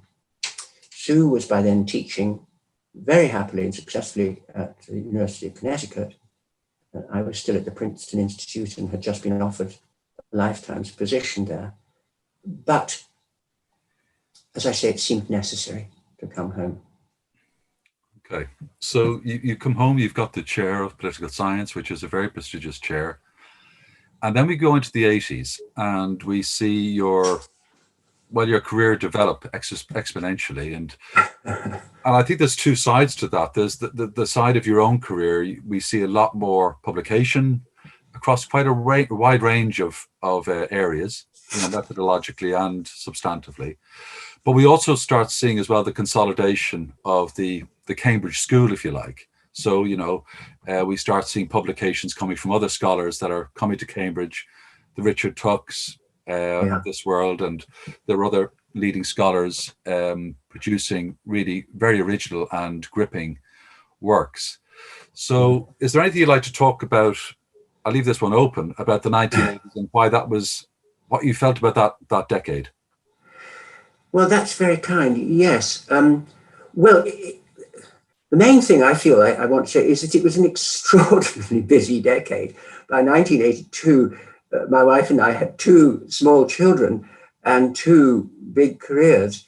And then Sue joined the philosophy faculty and was then chair of that faculty. We were busy and life was very wonderful, but very circumscribed. And it was children and work, childcare. That's what it was like. But for both of us, I think it was professionally very fulfilling. One thing I had really missed in Princeton was teaching. We were not permitted to teach at the Institute. I remember being invited by the great Sheldon Wolin, who was teaching political theory in the university, to do a joint seminar with him. And I asked the principal of the director of the Institute if I could do that. And he said, no, whether you're here to write your books. We don't have any connection with the university. They were very keen on that separation. Cliff broke it because he made up his own rules and they didn't. But anyway, I'd missed teaching very much. And then I had a long period of teaching in Cambridge, which I found tremendously fulfilling. But you're right. I was enormously helped as soon as I got back to Cambridge to make something of this idea of doing intellectual history in this way. And the key figure here in my life was the young editor at the Cambridge University Press, Jeremy Minot, who had seen my book through the press, Foundations of Multipolitical Thought. He was the editor of that book. I arrived back in Cambridge in the next year, and Jeremy says, we could have a series of books of this kind of intellectual history. And would you and Richard Rorty edit such a series? And Dick agreed. Of course, then he was so globally famous, he couldn't do much. But this was Ideas in Context, which was set up actually through a conference that Jerry Schneewind and Dick Rorty and I organized very soon after I came back to Cambridge. It actually took place in the United States. But that was a book called Philosophy and History, which sort of announced the new series. And Dick wanted it to be called Philosophy in Context, but I said it's not all going to be philosophy. And so it became Ideas in Context. And Jeremy pushed that through the press as a series. And then we started to publish books at the rate of about 6 a year. And that series, I don't edit it anymore. I stepped down when I left Cambridge. But it must have published, 150 volumes or something like that by now. And that was the mouthpiece for this way of doing intellectual history. I mean, we didn't accept people who weren't doing it that way because we thought this is the way to do it. And this is our mission statement is going to be. Now, along with that, it was Richard Tuck's idea in the first instance, always a very imaginative and challenging colleague at Cambridge, very close colleague of mine in those years. We should have all these texts. That's to say, there should be something called Cambridge Texts in the History of Political Thought.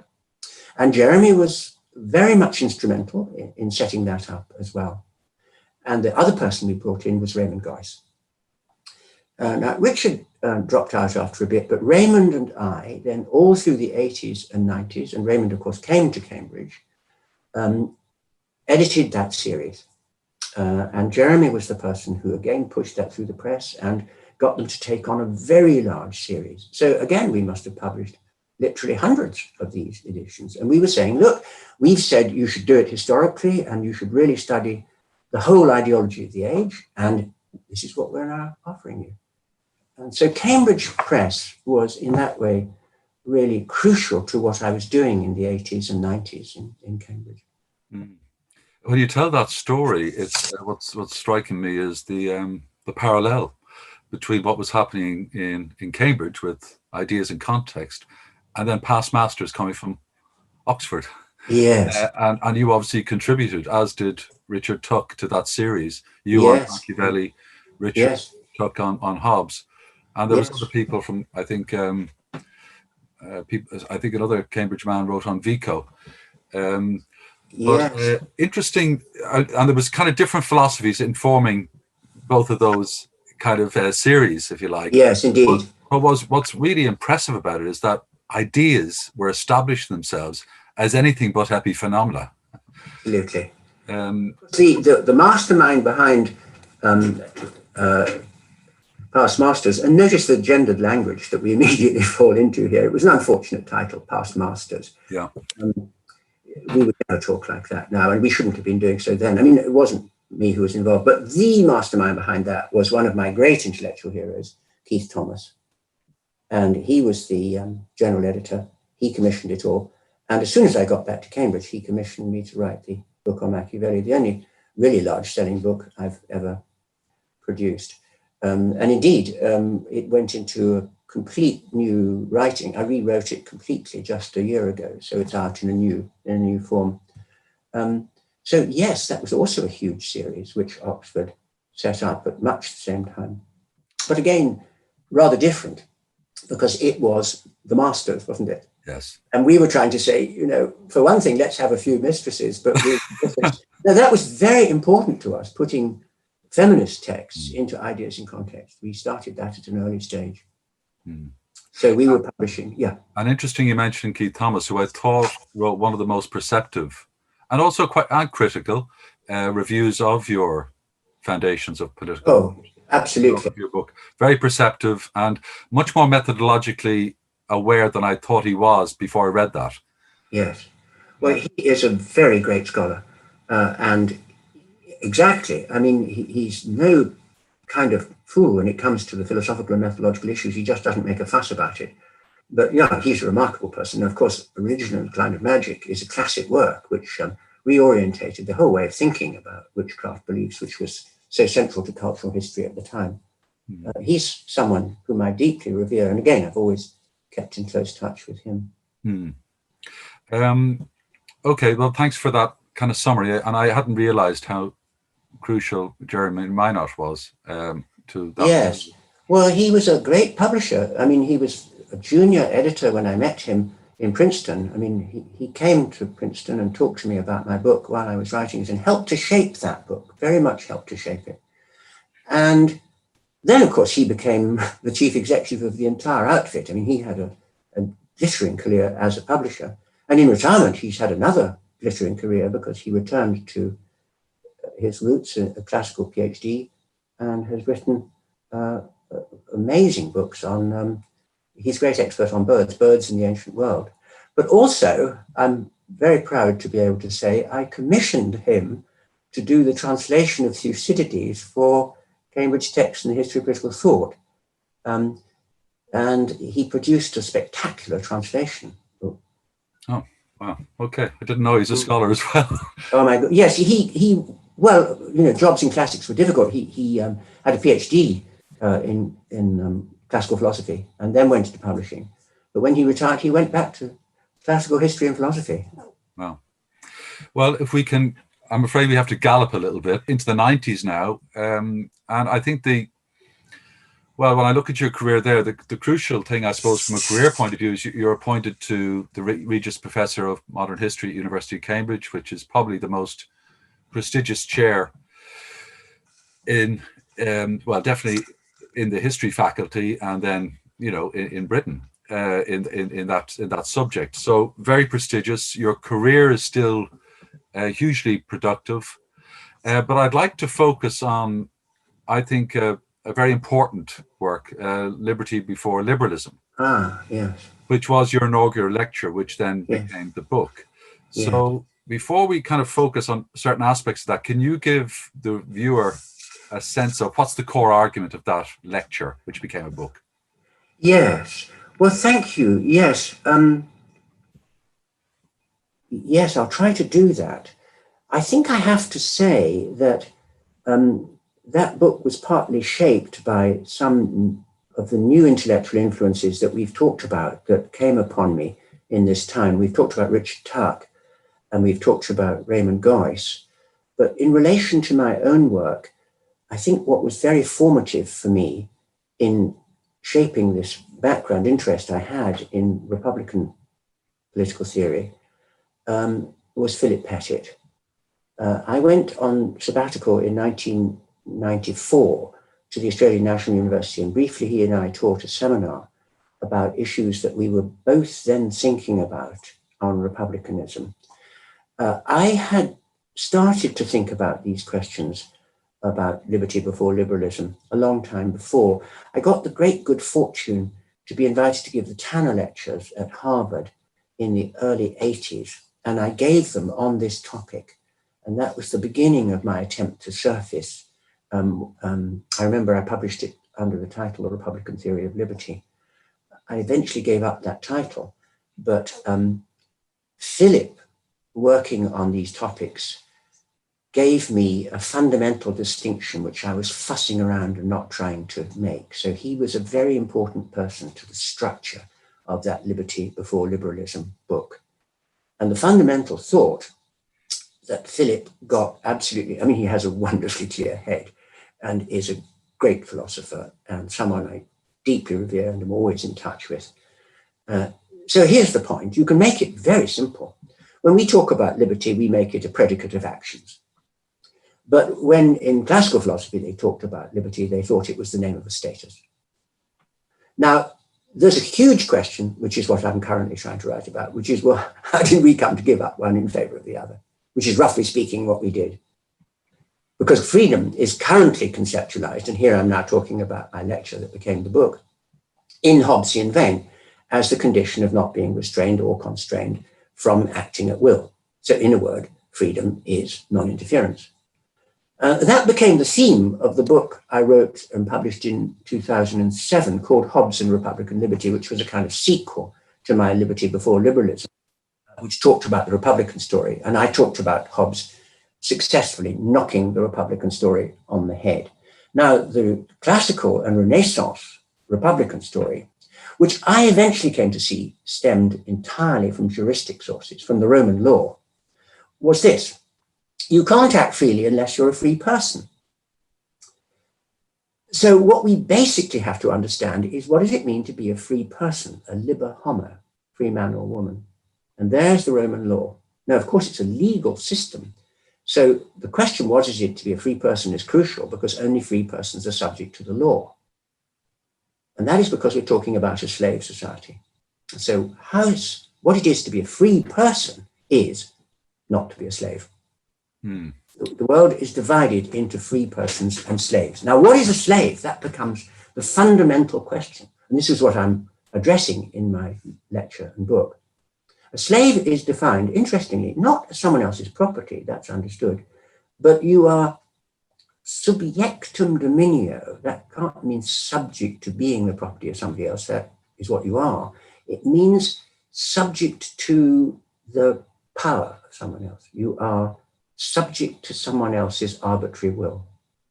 So freedom is not being subject to someone else's arbitrary will, not being in the power of someone else, being in your own power. Or, as they came to say in the early modern period, sexist, of course, vocabulary, being your own man. You're not somebody else's creature. That's freedom. And so freedom is not absence of interference. It is absence of subjection. And that was the distinction that I tried to lay out in the book. Now, the actual formulation, really, Philip helped me a lot there. Although I had been doing a lot of work on it, he helped me to really crystallize this. And it made a quite crystallized lecture, I like to think. It was Jeremy Minot who came to the lecture, who had said to me, this could be a book. And I remember that he read the lecture in the early spring of the year in which I delivered it, which must have been 1997. And he said then, this could be a book. And I said, but Jeremy, you're asking me to write a book over the summer, and it's got to be published at the time of the lecture. This would only leave you 10 weeks to publish it, even if I spent the whole summer writing it. And that was meant to be reductio ad absurdum. But that wasn't Jeremy. He said, that's a deal. And that book was written at absolute fever pitch over that summer and published by the press in 2 months, and was there on the day of the lecture. So it was actually published in 1997, although it says 1998. Interesting. I was going through archives of the TLS last week, and I came across in 1989, you participated in a symposium where historians were asked things they would like to see written in 1989. Oh, right. And in that, you answered that it was actually like almost, you looked at you saw the future. You said, well, I think what I'd like to see written is what happened to liberty before, Hobbesian liberalism took over. So you were quite prescient, even back in 1989, that even in embryo, at least, you were seeing, what you actually did nearly, 8 years later. Well, I didn't remember that. Yes, what I feel is that I learned a huge amount about classical and juristic and republican ways of thinking about freedom all the way through, and I saw that something could be made of it. But it was Philip who supplied the distinction that was pivotal for me. Putting it together was what enabled me to write that little book, which, by the way, has been the book that's been, apart from my little book on Machiavelli, has been most translated and most used. In that book, Quentin, you you come up with what I think is a very interesting and provocative thought that, you know, there's roads taken and roads not taken, and we Yes. tend to assume that where we are today was not only inevitable, perhaps, but morally great, Yes. you know, and politically perfect, or fundamentally anyway. That lecture put a question mark over that idea. Yes. So can you talk a little bit about this idea of roads taken and roads not taken in the past? Yes. Do you know, I think it partly goes back to what we were saying earlier about Dick Rorty, is don't think about moral progress. I mean, societies are the societies they are. They can improve, they can get worse, they change their concepts. There's nothing which is fundamental. You know, the Quinian point that underlies it all, this is all empirical. There's nothing which is absolutely given in the language which has to be so. So concepts are continually fluid. You can get it wrong, you can get it right. And I have become very taken for a long time by the idea of roads not taken, because I think that this is true in relation to both our most fundamental concepts in politics, namely freedom and the state. We took the wrong road with the state. We went all Weberian and thought it was just a name for an apparatus of coercive power. The point, it's an authorized apparatus. It's a fictional person. It survives governments. It must be conceptually distinguished from governments. We've lost all that way of thinking about states as persons. That's been a serious loss to political theory. And of course, leaves us with various questions that we can't properly explain, which is the state-government relationship, which is, why is it all right for states to run their economies in a way that you and I would never dream of, you know, without fiscal crisis? How can they do this? Well, because they're fictions. They don't die. They don't have to pay their bills at any particular time. Treaties are not between governments, they're between states. But we don't use the notion of the fictional person to theorize this, which is what we should do. There's one road which we didn't take. We didn't take it because everything got sort of theory of bureaucracy took over, and then suspicion of the state took over. So we lost a whole way of thought. That's been very important in my more recent work, you know, from humanism to Hobbes, is the story of the loss of that way of thinking and its rearticulation in Hobbes. And then, of course, it's lost again. But far more important for me has been the loss of the idea that freedom is the name of a status. It's the status of those who are in subjection. And that may not matter so much in the theory of the state now, but my word, it's important in the theory of civil society. That's to say, people who find themselves in cases of characteristically economic dependence or subjection upon the arbitrary will of others are in a terrible condition, and it's a condition of near slavery. That's the classical insight. And that's why we started to talk about modern slavery. We haven't hooked it up to the right theory yet, but we recognize that the extraordinary level, for example, of domestic violence in our society is because some people can't get away from it because they are in a condition of subjection. That is a condition of unfreedom. That's the whole point.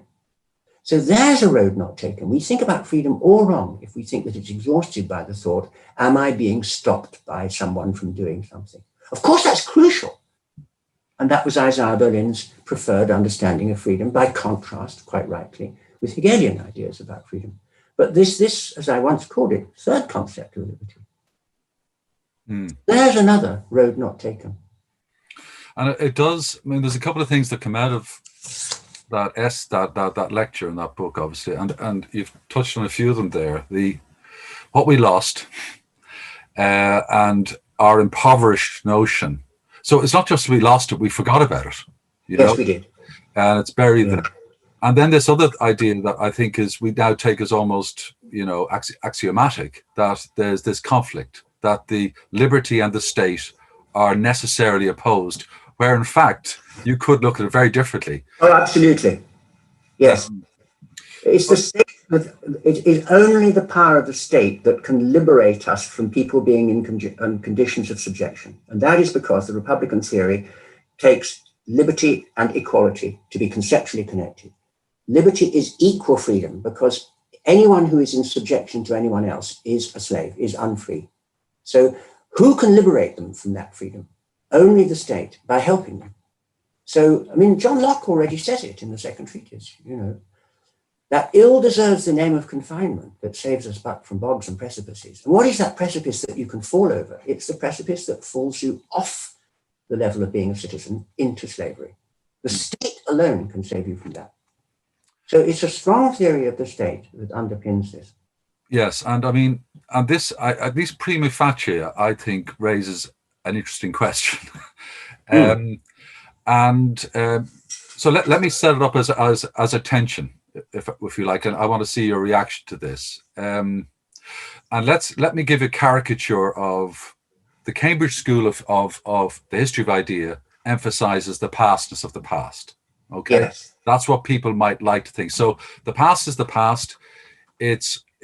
To think that we can anachronistically impose our ideas on, that's wrong, and it makes this separation. So we have that as, whether it's accurate or not, that's quite an influential view of the Cambridge School. Yes. And then you write this book, and you've been writing other books that suggest, well, there's these roads not taken, and maybe we should think about them because they may have normative and political significance today. Yes. Yes. So, for example, maybe, you know, we need to re-enliven our debate by excavating, well, what was behind these neo-Roman ideas of liberty? Do we need to start looking at liberty, the source of liberty, not just the scope of liberty? And if we want to do that, so it's not just the pastness of the past. The past now is relevant to a very, very urgent contemporary debate. Yes. So my question is, are people right to see a tension here? Yeah. And if there is a tension, are you happy with that tension? Yes. Okay, thank you. Well, Johnny, I see the tension that you are highlighting. And it is true that in that book that we're talking about, in Liberty Before Liberalism, I end by taking on the role of the moralist quite explicitly, which I had not previously done. But I think I had acquired a new culture hero who emerges at this point, which is Foucault. And I really liked from the outset his notion of an archaeology, so that there are tasks of excavation and you're recovering a past. And a lot of it looks deeply unfamiliar, and a lot of it is beliefs that we've given up. But then, is there really a tension? Once you've dug up these ideas and dusted them down and scrutinized them, you may find yourself reflecting that although we no longer think that the state is a represented artificial person, and we no longer think that subjection takes away freedom, are we right? It seems, I mean, we don't think those things, but maybe we should. So there's a tension there. I mean, we've moved into a completely different register here.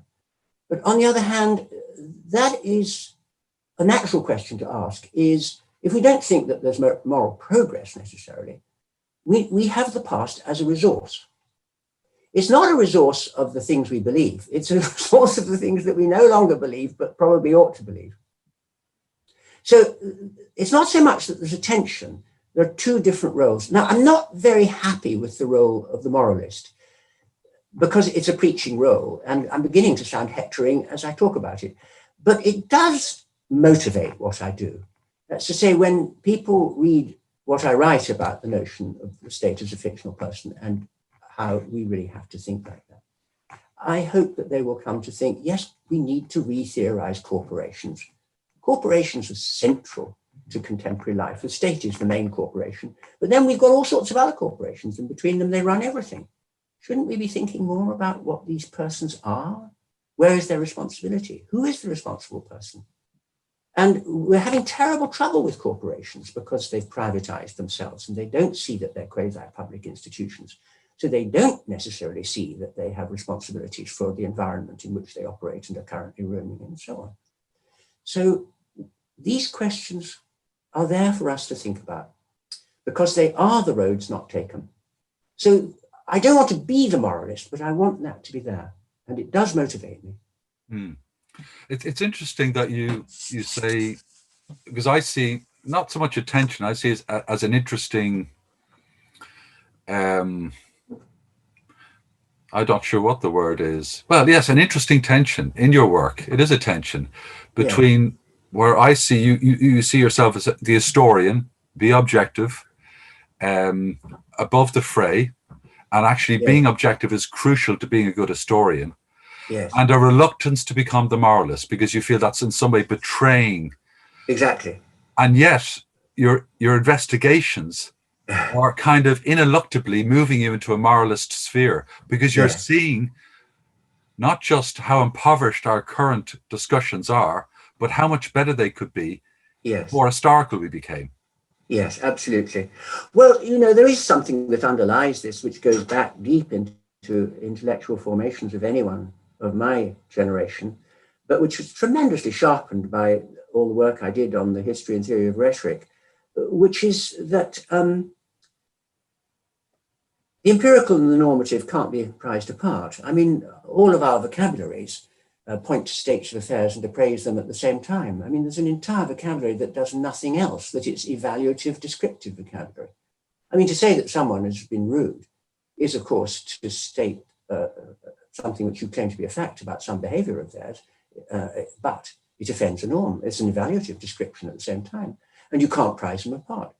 I mean, that's just a crude example of something which, of course, it's a famous example because of Philippa Foot's very important work on evaluative descriptions. And that generation of Oxford philosophers, Foot and Murdoch and these people, they were really onto this. Don't tell me that there are facts and there are values and that they're separate. The whole thing comes together. Yes, and I think another one of my heroes that is emphasized this a lot as well is Hilary Putnam, and especially that book History, Truth, and Reason, where I think he really deals with that, tries to the distinction between facts and values on one level is plausible, but we've read way too much into it. It's become a constricting dichotomy. Well, of course, that's an extraordinarily important book. Yes. And he was a remarkable philosopher, very, very impressive figure. He was terrific, and he was a rivetingly clever person. And I was very influenced by that book. Came out in the late 80s, didn't it? Yes, that's right. Actually, yeah, 83, actually. Was it as early as that? Yeah. I was using it in the late 80s, yes. Okay, well, great. Thanks for that, Quentin. And, I appreciate it was a challenging question, but I thought you answered it very truthfully and forcefully. So thank you for that. We now go into the noughties. Oh, yes. You're coming to the end of your, well, nearly 50 years as a student and a Yes. teacher at Cambridge. But before we go to your Queen Mary years, I'd like to ask you a little bit about what Cambridge meant to you intellectually and socially. You were there for 50 years. Yes. Maybe if you could give a sense of importance. Well, I'm liable to sound extremely ungrateful. I never much took to college life in Cambridge. Colleges were always trying to get you to do things, and I was always resisting. And I didn't really like the extreme formality of it all. And I took very little part in that. And I have to say that viewed from where I'm now teaching, it is very hard not to think of Cambridge as a bit old-fashioned and overprivileged. But I owe almost everything to Cambridge. In many, many ways, Johnny. I mean, Cambridge was a very good town in which to raise a family. Excellent state education, small town, safe, beautiful. I mean, extraordinarily beautiful town to live in. And I feel that much more when I go back there. The place is simply of amazing beauty. And the university just kept rewarding me. I don't know if I deserved these rewards, but throughout my career, it gave me a very early lectureship. I was promoted to professor, scandalously young, and so on. I had generous mentors. And of course, I had gifted colleagues and many friends. And I had many brilliant students as a teacher at Cambridge. So, who could ask for more? So I was leaving the place that had formed me.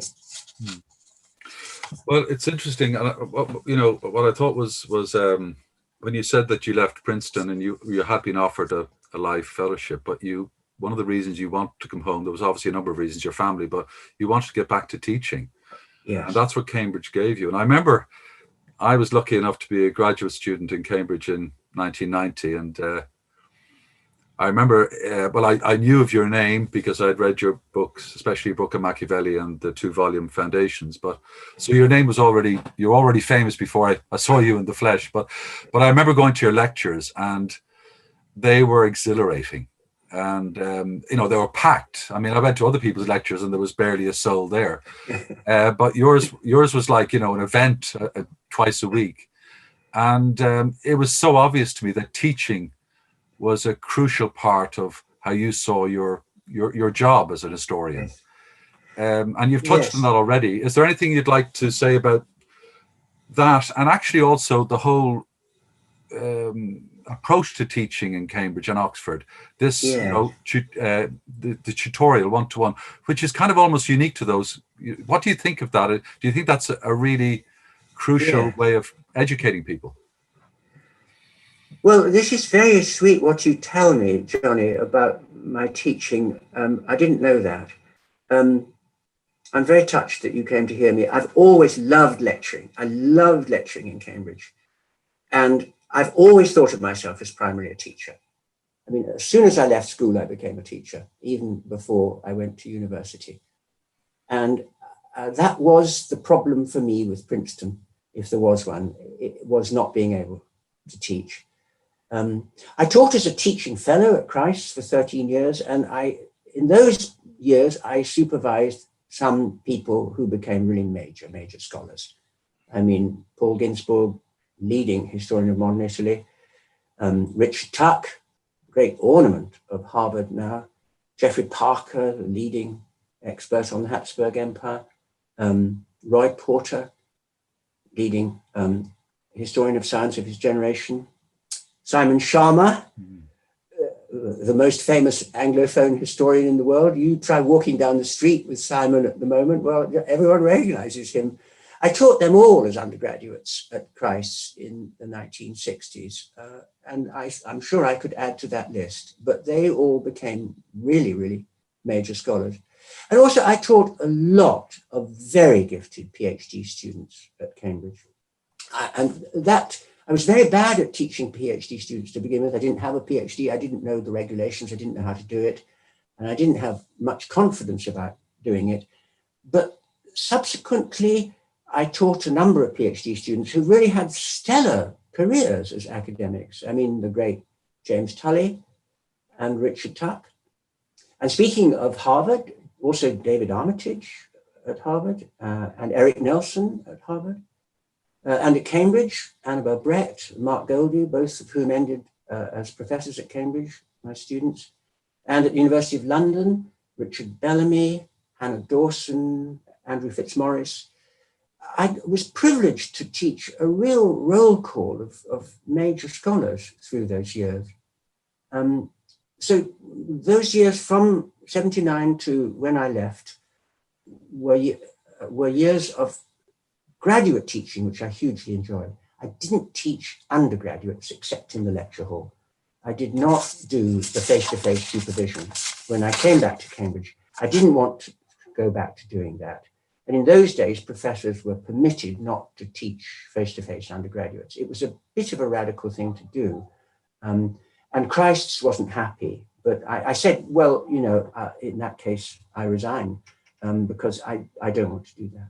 And so that was a rather un-Cambridge and thought to be a selfish response, but it did give me more time. And quite honestly, I never really liked this one-on-one teaching very much. It wasn't good, I felt, for the teacher. When I was doing, I did it for many years at Christ.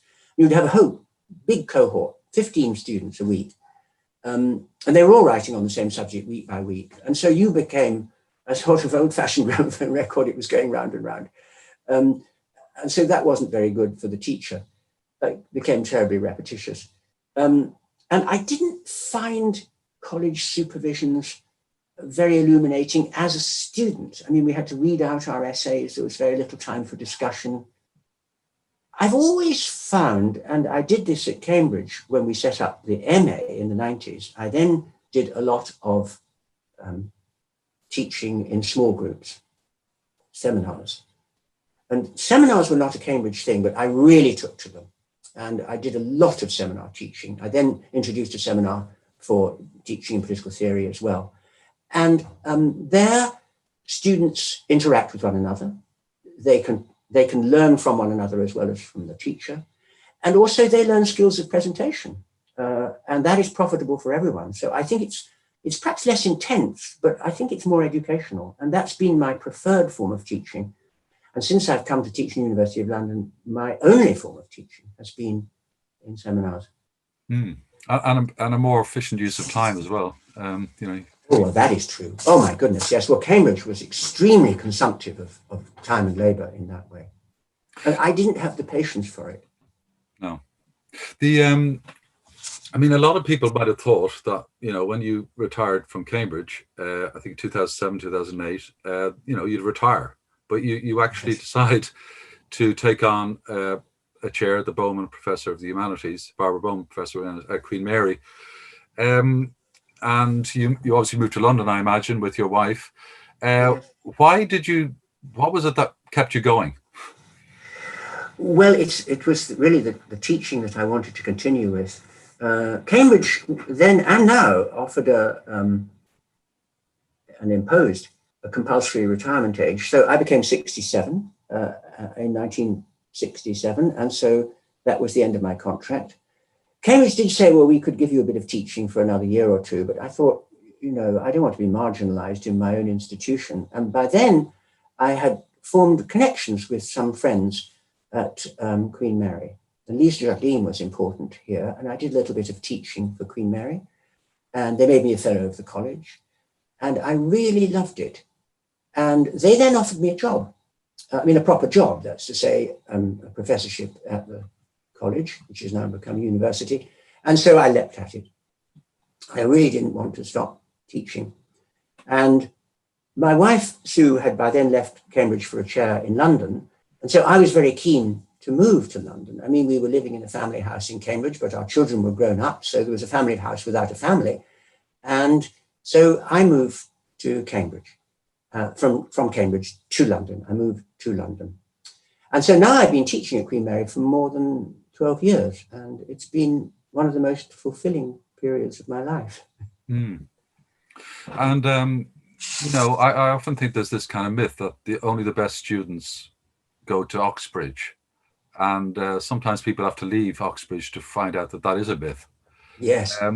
Did that myth become pretty apparent to you? Well, I can't, maybe you weren't subject to that myth, but I imagine it was invalidated every day. Well, I was subject to a lot of Cambridge mythology, and that was certainly one of them. I taught an MA in political theory at Cambridge for many, many years, and I teach an MA in political theory at Queen Mary. And the Queen Mary students are in some ways more interesting because they're much more wide-ranging in their backgrounds and in their nationalities, but they're not less gifted. I've had some truly remarkable years. And also out of those MAs have come a large group of new PhD students. I've had a lot of outstanding PhD students at Queen Mary who've come up through that MA. And that MA has been a big success. We run it jointly with University College London, which is important because that's the main London college when it comes to reputation, I suppose. But yes, the students, they don't come from America much. Most of them want an MA at Oxford or Cambridge. They want the architecture, I suppose. But they come from all over continental Europe. So we have a remarkable mixture of nationalities, all, I'm afraid, using the English language, but with no trouble at all. And it's been an education to teach these people. Hmm. And Quentin, if we go back to your scholarship during these years, so since you've been at Queen Mary, you've still been prolific, still producing original work. And, you know, I'm thinking probably most notably of from humanism to Hobbes. Yes. And you mentioned that kind of nicely kind of copper fastened. It was almost like, you know, your seminal work. Is there something you'd like to talk about that? And also you wrote a great book on Shakespeare, Forensic Shakespeare. Well, yes. I mean, the truth is that when I left Cambridge, I felt a professional liberation that now I can write about what I want. Um, and of course, one of my great interests had for a long, long time been classical rhetoric and its uses in the Renaissance. And I wrote a book about that, of course, Reason and Rhetoric, in the 90s. So a strange thing happened to me. I don't know why, but as soon as I arrived in London, I was invited to deliver the Clarendon Lectures in English Literature at the University of Oxford. Now that is a surprising appointment, but of course I was absolutely thrilled. And what I thought was, I'm going to go back to Shakespeare. I've always been haunted by it. And I'd seen for a long time that there was a lot to say about his knowledge of classical rhetoric and the way it informed the structure of a number of the plays, the vocabulary, the interactions, the whole dramaturgy. And I thought, well, I've got to lecture about English literature at Oxford. I'll give a course called Shakespeare and Rhetorical Invention. And so I talked in Oxford about the classical theory of rhetoric, and then I tried to illustrate the sense in which Shakespeare was a classical rhetorician. I spent 6 years of very, very intensive work from when I left Cambridge in 2008 until the book was published in 2014. And I was thrilled to return to it all because, you know, ever since I'd failed my audition as Ophelia, some of those plays had really haunted me, always. And I'd seen things, as I say, in working on rhetoric that I wanted to write about. And so that's what I did. And then after that, I went back to my more ordinary avocations. I continued to write about Shakespeare and published 2 more papers on Shakespeare's rhetoric. I shan't do more on that, but I'm now back to questions about freedom and the state again. And the first installment was from humanism to Hobbes, that's to say, the coming of the state. And the next one, which I'm trying to write now, and if sanity and health holds, I will hope to finish, will be on whatever happened to that way of thinking about freedom. Well, I'm looking forward to seeing what that looks like when it's out, and hopefully soon. Would you reckon it'll be next year? Oh, no, it's a very large scale project. No. Okay, well, that's exciting to know you're working on it, and we'll see the fruits of that at some point. I'd like now, Quentin, maybe to move into the last kind of section of our interview, which I'd like to maybe ask some retrospective questions. And I suppose the first one I'd like to ask is, you know, when you look back at your career, what are the main highlights? Oh, well, that really is an invitation to narcissism. Well, I think that the most important highlights are moments when I was given an opportunity to seize. So we've talked about them. 1962, I'm given my first academic job, so a vista opens. And of course, when I'm invited to Princeton in 74, and then the Cambridge Professorship, and then Queen Mary, these have all been ways that have caused me to organize my life in a certain way. Yeah. And if you have any regrets when you look at your intellectual career? Is there anything you said, oh, I wish I'd done that, or I wish I hadn't done that? That's a good one. Goodness.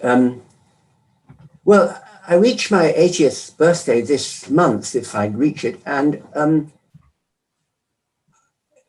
if I look back, I have many regrets and indeed remorse, more than regret. I have remorse. And what I think I most regret is how long-standing was my failure to recognize that my whole career has been grounded on a lot of unearned privilege, being a member of an absolutely unself-conscious male elite, private educated, and all the amazing good luck that bestowed upon you. And I think I was very slow to recognize myself as the beneficiary of a really unfair system. Male children from the professional classes educated in the private sector. How could we fail in those days?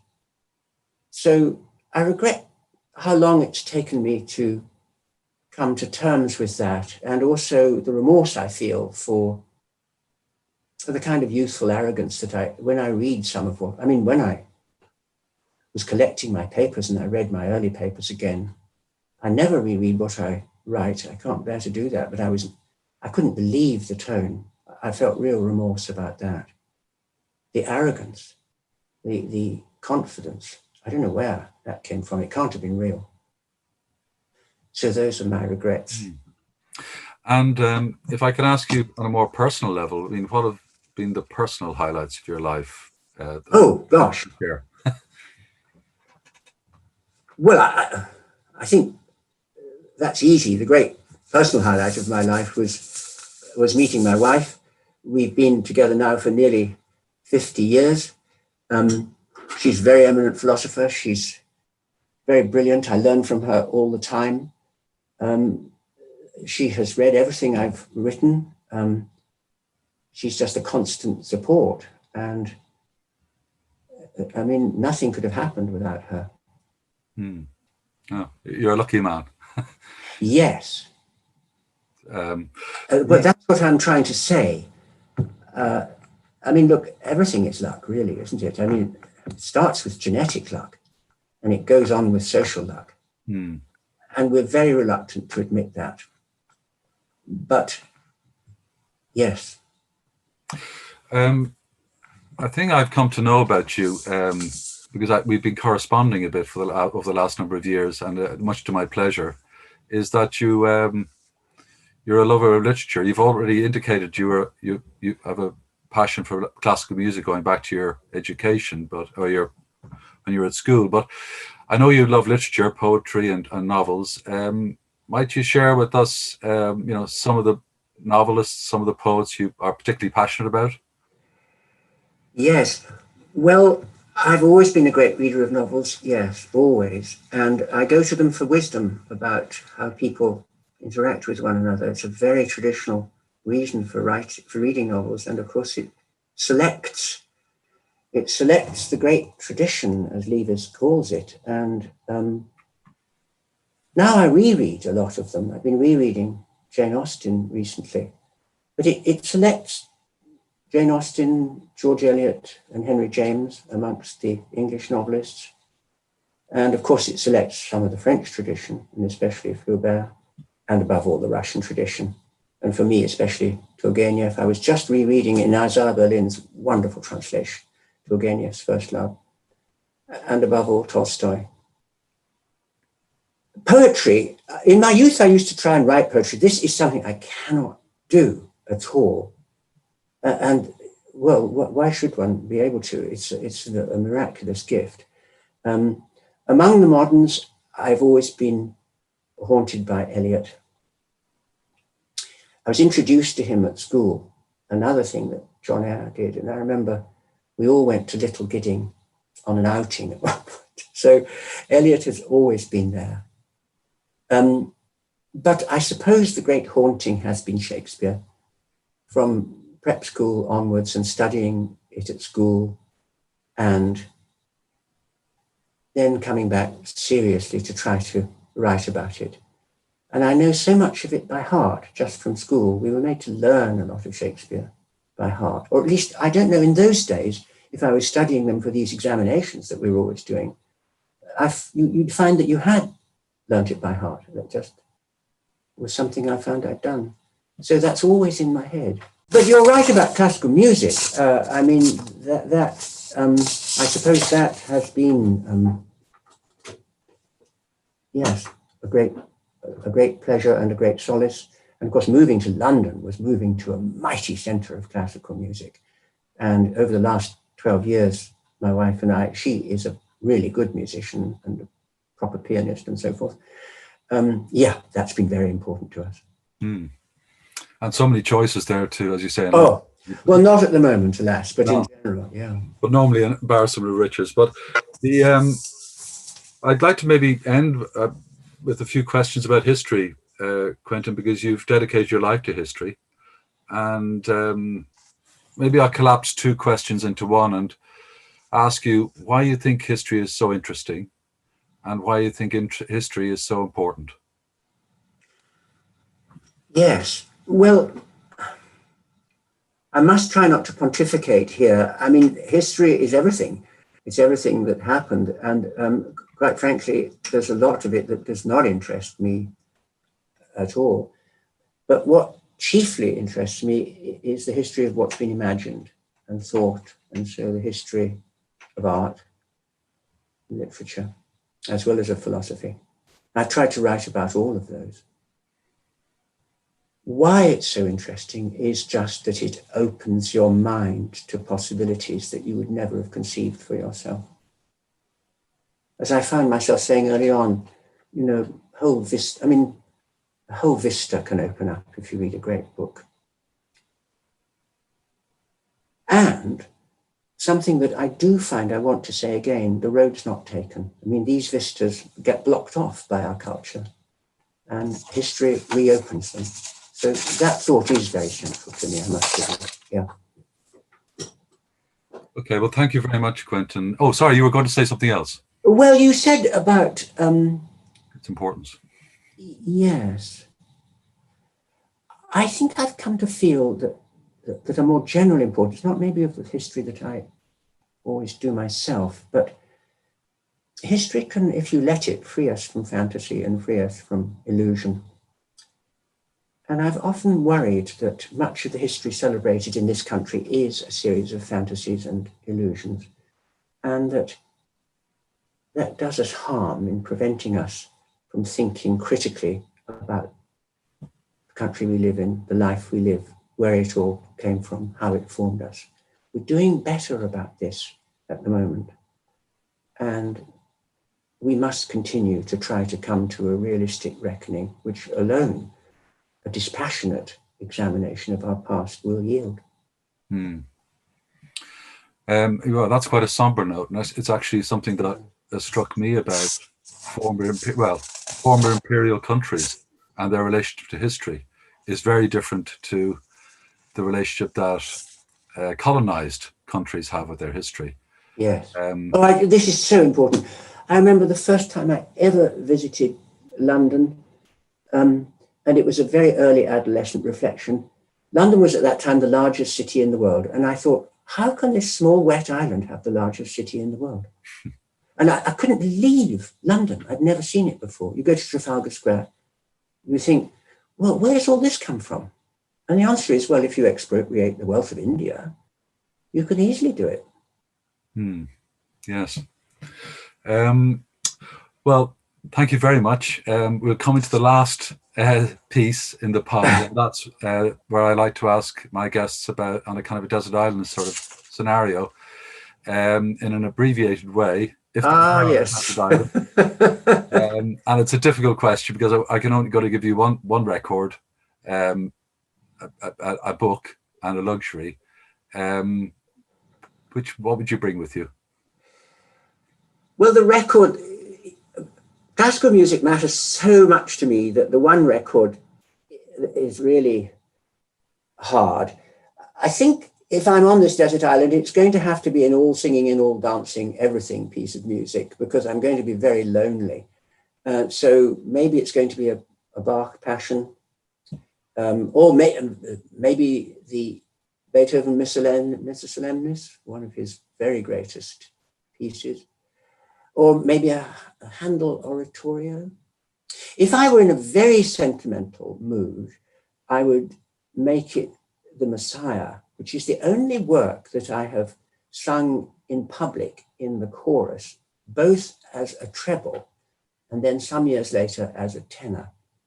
So I think if I was in a very sentimental mood, it might be a Handel oratorio, but it's going to be Bach or Handel or Beethoven. I think you're trying to push me to give you all three. Well, the book. The book is very easy. It has to be Shakespeare.